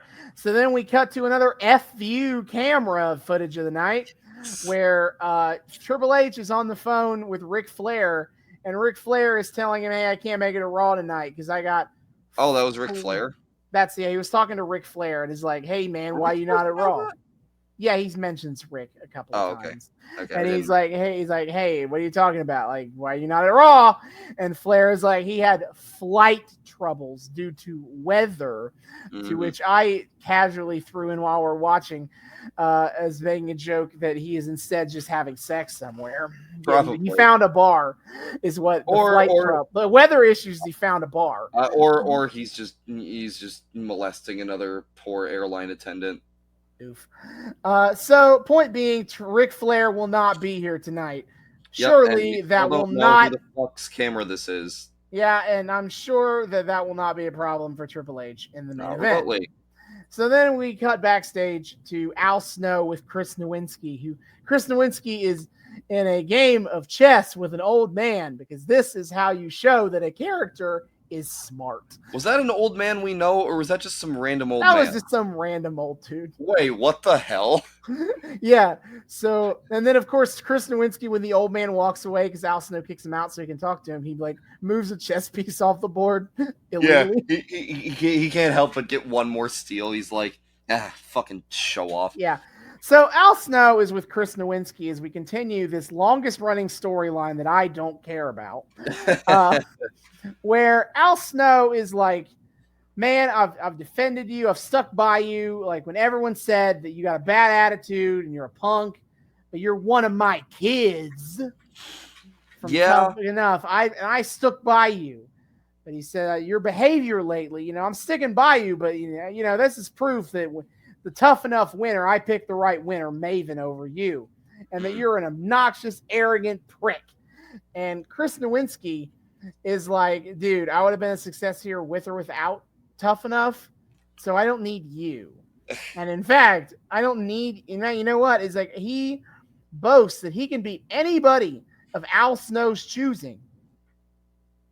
And Al Snow, all he requests is that Al Snow is out there tonight with him so he can see for himself that Chris Nowinski doesn't need him. Yeah, and then he proceeds to call Al Snow dad, and it wasn't the my kids thing again that I realized, man, he's just taking that you're one of my kids thing really he literally. Is so far. He called Chris Nowinski his kid like 3 or 4 times in the speech. I skimmed past it because it's like, okay, dude.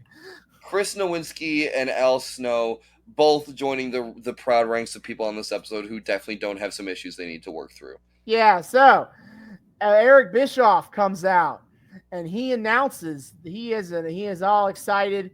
He's talking about it. He hypes up that Scott Steiner is here soon.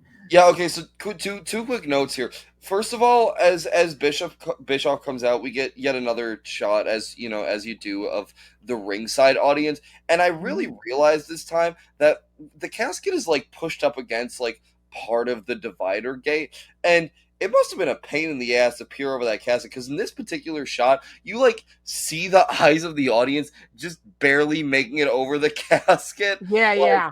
Like, fuck, I hope they got a discount for obstructed view or something. Jesus. Also, yeah, shout out to Bish over here cutting a Big Papa Pump promo, specifically in Michigan. Hope probably to pacify the Michigan crowd. Like, he's not here tonight. We're really promoting that he's not fucking here tonight, but he'll be here soon. He is indeed coming.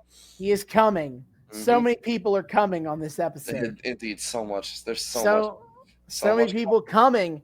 Including is that he talks about the trade of Big Show to SmackDown means that Stephanie gave him quite a lot of talent to pay for the Big Show, and they will all be coming soon. Who did she end up giving him? I don't remember.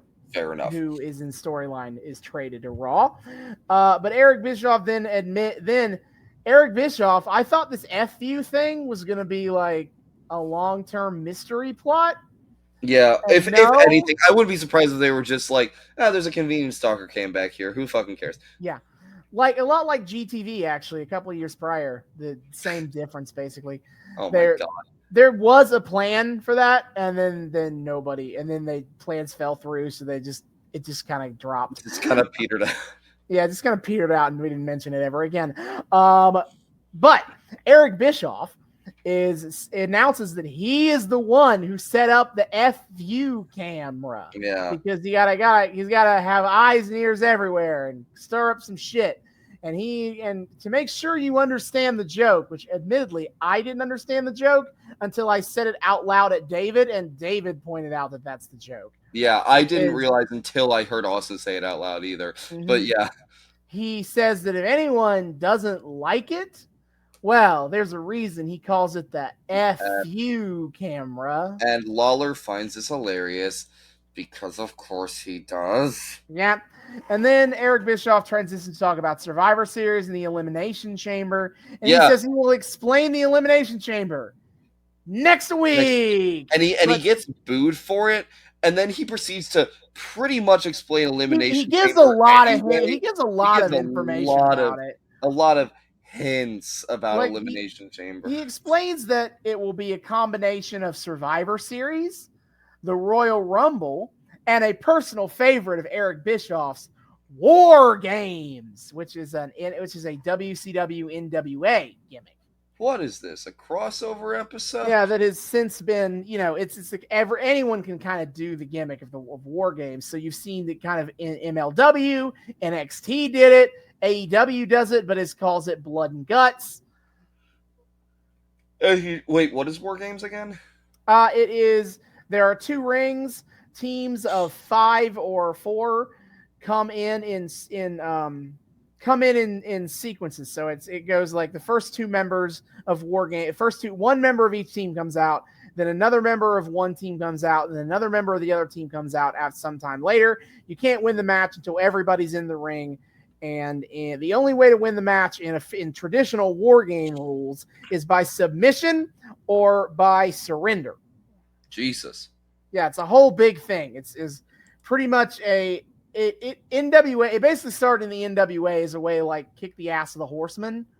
Is let all the baby faces form a super team and fight the Horsemen in a giant steel cage they can't run away from.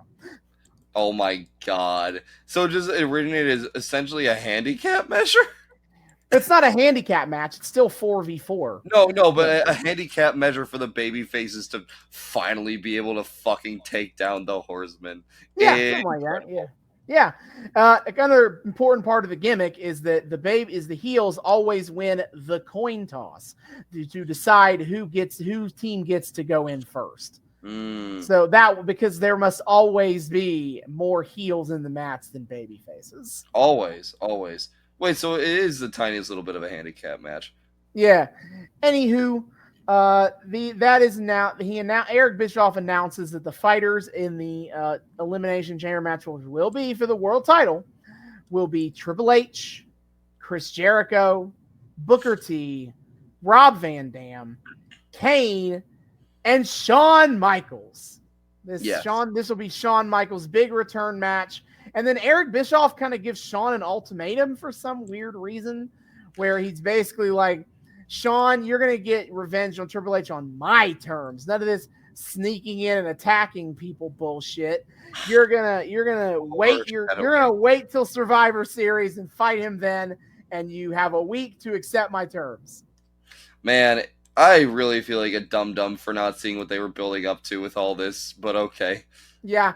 So then Booker T interrupts, and then Booker T is kind of like, hey, dog, thanks for putting me in the Elimination Chamber. The five-time WCW champion's going to win. But also, get out of here. Yeah. Leave. No one wants to hear you anymore.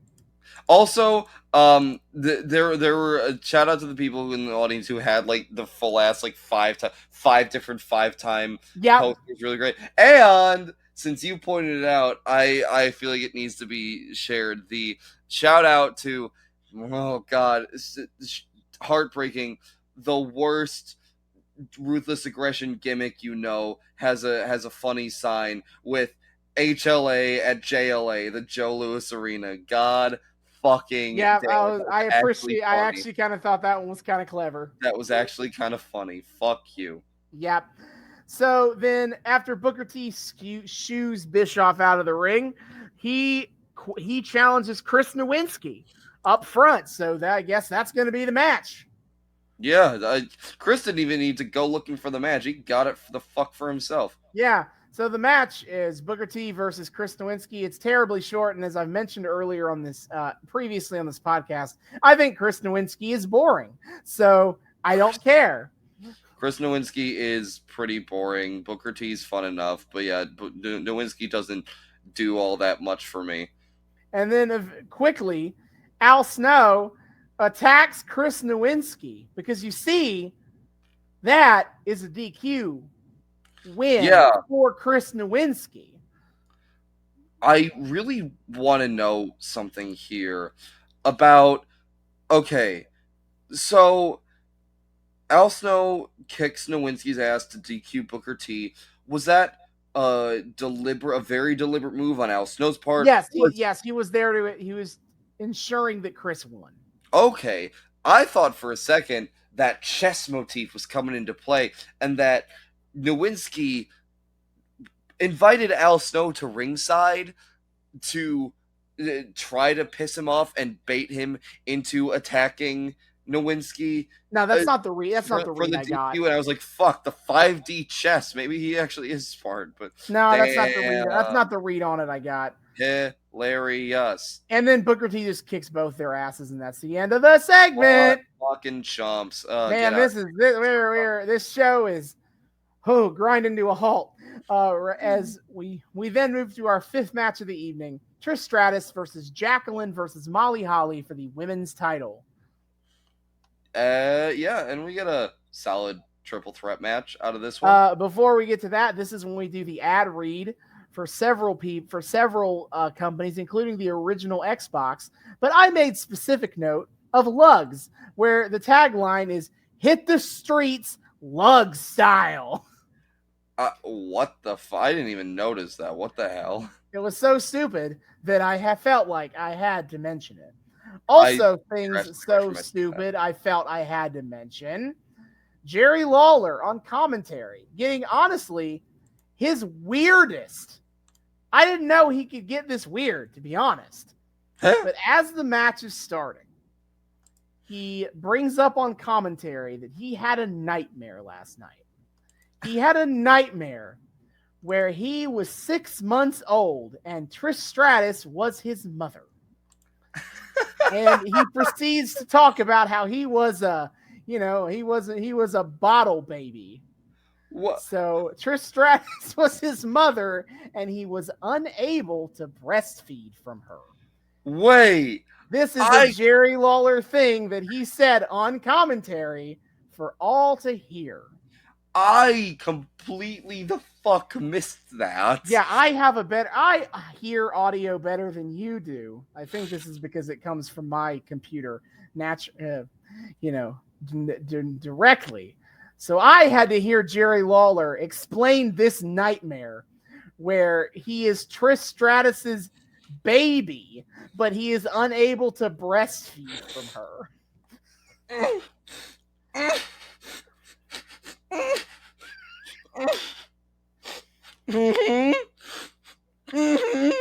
I couldn't believe what I was hearing. Jerry Lawler, definitely not also a man with many issues. It's okay. Yeah. I'm calm. I'm very calm. I can't believe we're talking about. I couldn't believe that I was hearing Jerry Lawler talk about perving on his hypothetical mother on commentary. Oedipus? What's an Oedipus? I've never heard of that before. Jerry Lawler definitely has never heard of Oedipus. You know what? He probably definitely hasn't. Fuck. So, anyway, we have the match. It's fun for what it is, for how long it is, but it's not very long at all. Yeah, no, I mean, look, perspective. Always better than Divas era. Always all the women are very athletically talented, and especially Jacqueline. And as such, like, the match is a lot of fun to watch. Yeah, it just lasts like 3 minutes at most, probably shorter. I haven't stopped watched since the Divas era, but so I don't know how long this match went, but it was short. It definitely. Short. I mean, a lot of the matches, even the non-lady matches on this one, too short. Needed a lot more time to flesh out, a proper story. But who's got time for that when we have Triple H doing the fucking doing sex doll shenanigans? That's fine. Yeah. So Trish wins by managing to hit both women at the same time with the Stratusfaction. That is her bulldog choke off the top rope. It was pretty sweet. She wins the match, but the whole time Victoria, that crazy woman, was still standing there, stalking. She still wants Trish. She still wants that title. Mm-hmm. And I even wrote, she even watched the match realistically. Yeah, I mean, just kind of standing there and leering at it. Well, yeah, see, this is something that a trope that people call out all the time, is that basically in an attempt to both let the audience still watch the match, but also to have the wrestlers cheat out so you can see their facial expressions, is frequently WWE films wrestlers watching TV as them like standing perpendicular with a television and then kind of like turning their head sideways to look at it. A way that no human being has ever intently watched television that way. That's the way you watch TV when you're in the hospital waiting room and kind of just want to glance up at what random cable channel is on right now. Damn. I guess Victoria has uncovered the secrets. She's too powerful. Yep, she can watch television like a normal person. Witchcraft. Yep. So then we move on to the main event of the evening: Triple H versus Kane in a casket match. And who's to say what it is? Could it be that we've already on this podcast watched the greatest casket match ever? Could it be that I don't care about Triple H and Kane as a storyline because, well, we've been here? Could it be that Triple H and Kane are both kind of slow, methodic wrestlers, and so together they just have a really slow match? Mm-hmm. Either way, was not a fan of this match at all, really. I don't mind big hoss battles. Sometimes they can be really fun. This one, yes, I agree. I was like, this is technically proficient work, and it's fine. I'm gonna put a pin in that for now. Yeah, it was just very boring to me. Kane, like, and we get some okay things, but Kane does like an Undertaker spot, and then like the Hulk Hogan spot of no selling for a punch. But he does like the sit up, and I'm like, hey, that's Taker's thing, but okay, I guess. Enough. But yeah, I didn't feel it after all this. It doesn't feel special. This doesn't feel like a deep personal grudge coming to a head. Yeah. It just feels like a pretty okay casket match on Raw. Which I think I kind of point that out last time, is that like all that shit went down, and then in the main event there was a 6-man tag, or not a 6-man tag. It was a regular tag match with Kane involved, and it didn't really feel to me like he was particularly like pissed off or like aggressive. It just felt like normal Kane wrestling. Yeah, this should have been a magnum opus in some ways. This should have been blading. There should have these. I mean, this was a prank that got way too out of hand and fucked with everyone for a few weeks with the most indignant shit we have ever seen on WWE TV. But no, it just felt normal.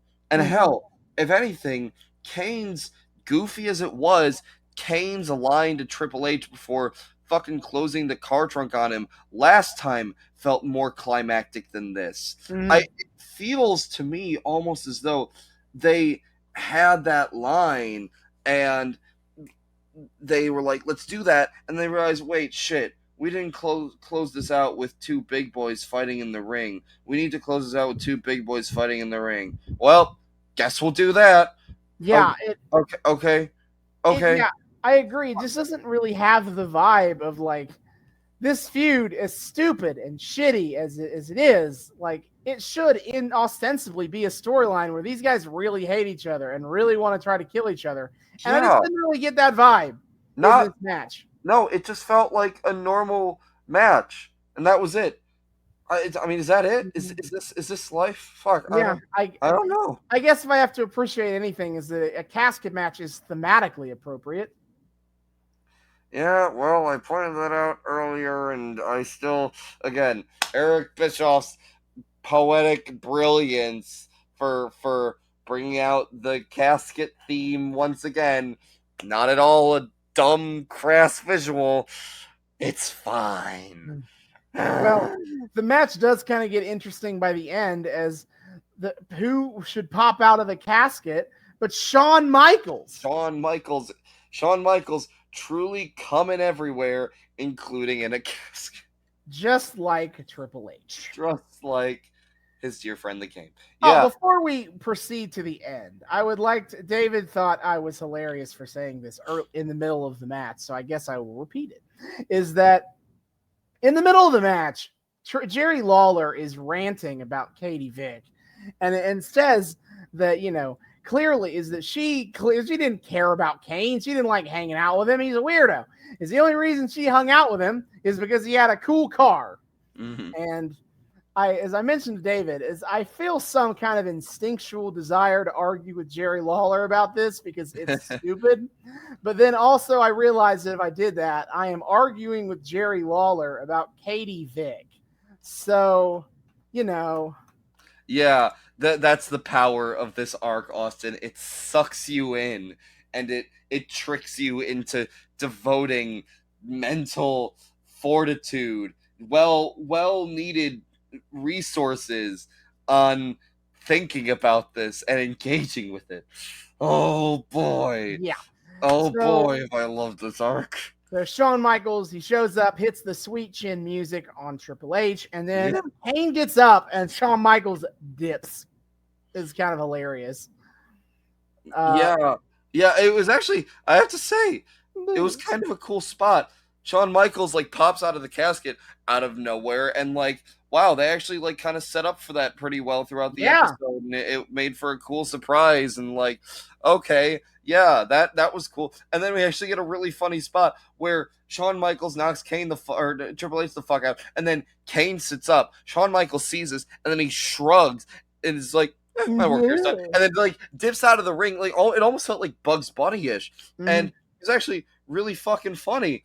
And like,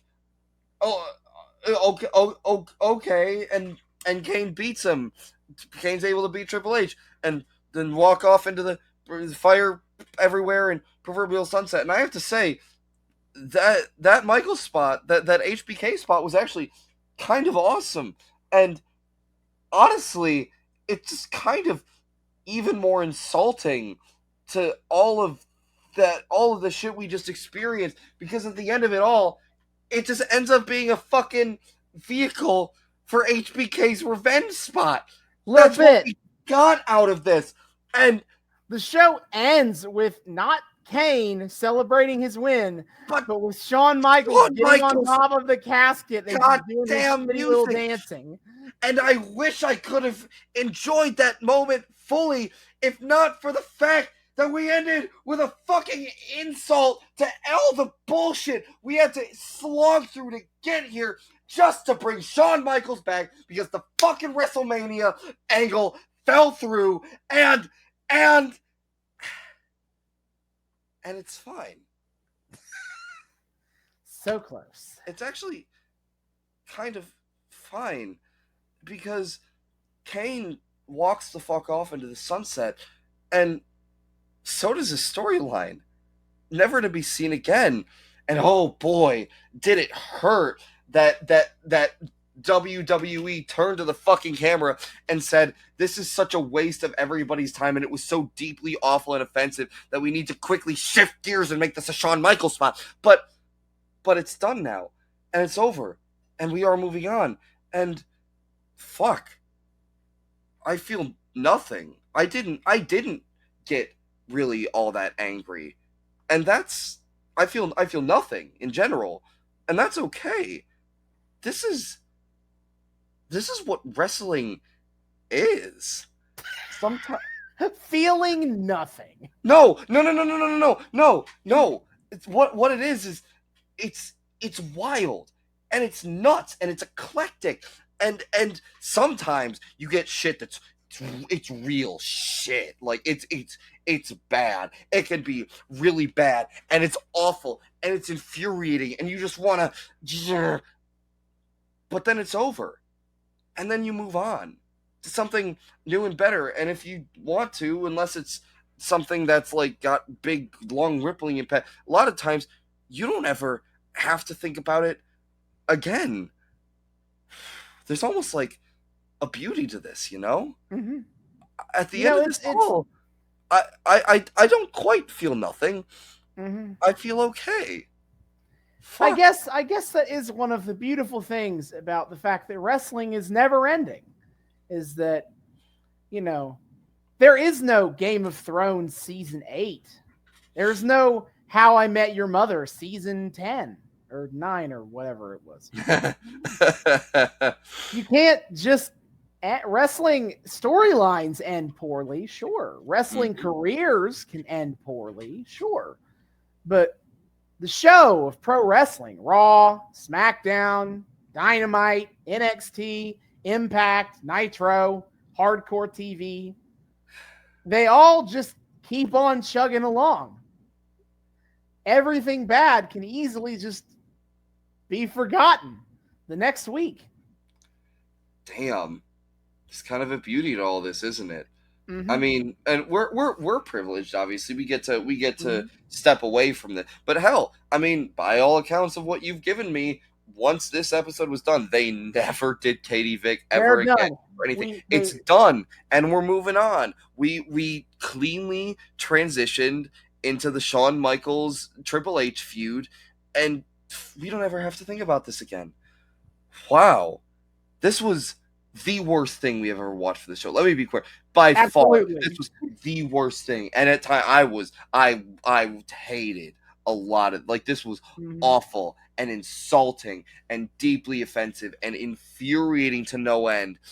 But yet at the end of it all, we keep moving on. We keep moving forward, and it's kind of the perfect distillation of everything wrestling is. You do the thing, and maybe it sucks, but fuck, you move on, and you keep watching, and hopefully next time it'll be something you enjoy a little bit more. Yeah. Damn.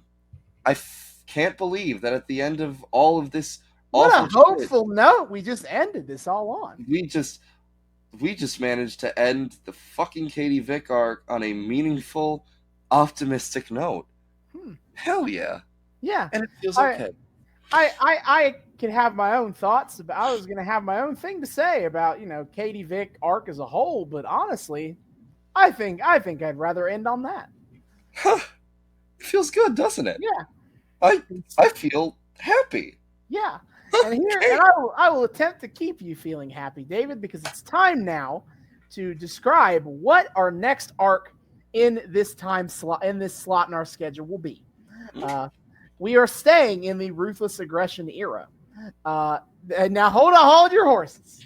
All right. So I gave earlier, this is a little full of foreshadowing from earlier, folks. Set up and payoff. Hey! Is I talked about a ton of storylines from the Ruthless Aggression era that could be considered crass and stupid and terrible. But there is one storyline I chose to not mention. In 2005, specifically leading to SummerSlam 2005, is, you see, in wrestling, there's a lot of things that kind of get settled in the ring that may or may not should have been settled in the ring. We talk about it a lot on this show, that this whole fucking Katie Vick thing, like, there's like murder attempts and fucking court and fucking mannequins, that all it gets settled in a match. And when you talk about weird shit that you should not be settling in a ring, there's kind of one example that most people go to. At SummerSlam 2005, Eddie Guerrero and Rey Mysterio had a ladder match. The winner of that match would gain custody of young Dominic Mysterio. Yes! This, in a special 6-part story arc, we will be covering that whole crazy fucking storyline. Yes! Fucking finally! I have been waiting. Holy shit. Oh my god. God damn. Really, truly, indeed. We watch some awful shit and then we move on. And god damn, are we gonna have some fun with this one? Yep. Buckle up, folks. We're in for a wild fucking ride. Absolutely. So that will be a few weeks from now we start that up. But next time on the Noobs and Knockouts podcast, we return to AEW as the Women's Eliminator Tournament continues, as this time we reach the semifinals. However, there are only 2 matches because, well, it's the semifinals. That's what that word means. That is how it happens. There are only 2 matches in the tournament, but don't worry, we have some bonus matches to watch as well. I will keep my lips sealed on that for the time being. But that is for next time. Until then, David, hit our plugs. Oh, yes, sir. My friends, my dear, dear friends, thank you for once again joining us on yet another episode of the Noobs and Knockouts podcast. We are so delighted that you decided to join us. If you are, no matter if you're first-time listener, returning listener, we're just happy to have you here. If you are a returning listener, well, you know the drill. Thanks again for once again welcoming us back into your eardrums, your eyeballs, whatever you use to consume our content. It's great to have you here.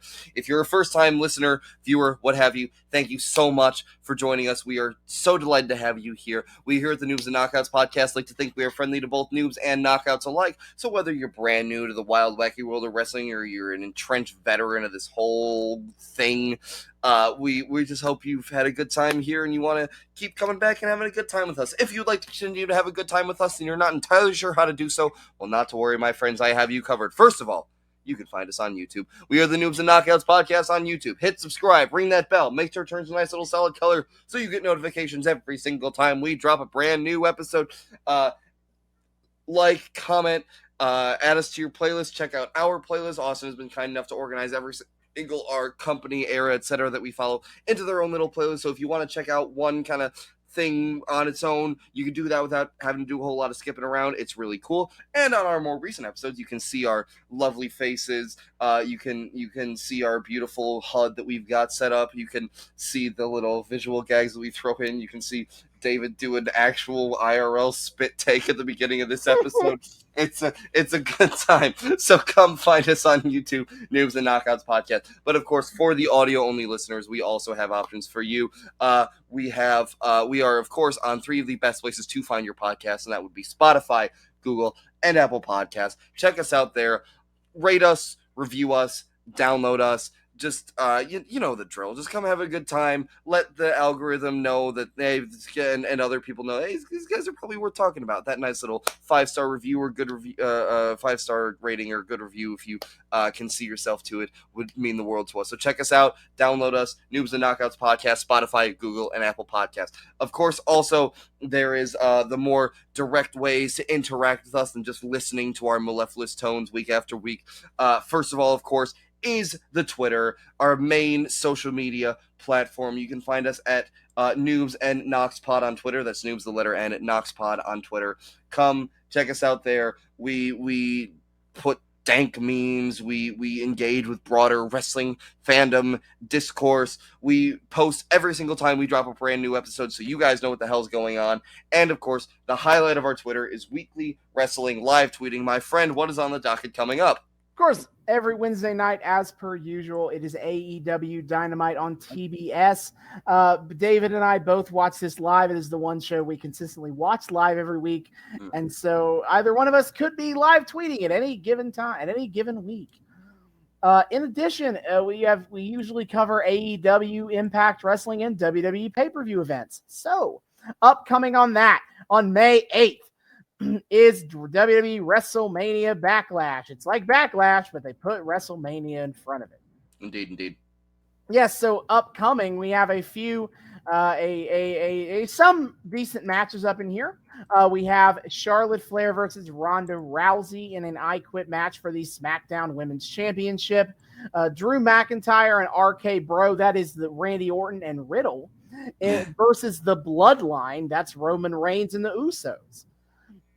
We have Cody Rhodes versus Seth Rollins. Adrenaline in our souls. This joke is played out. Yes.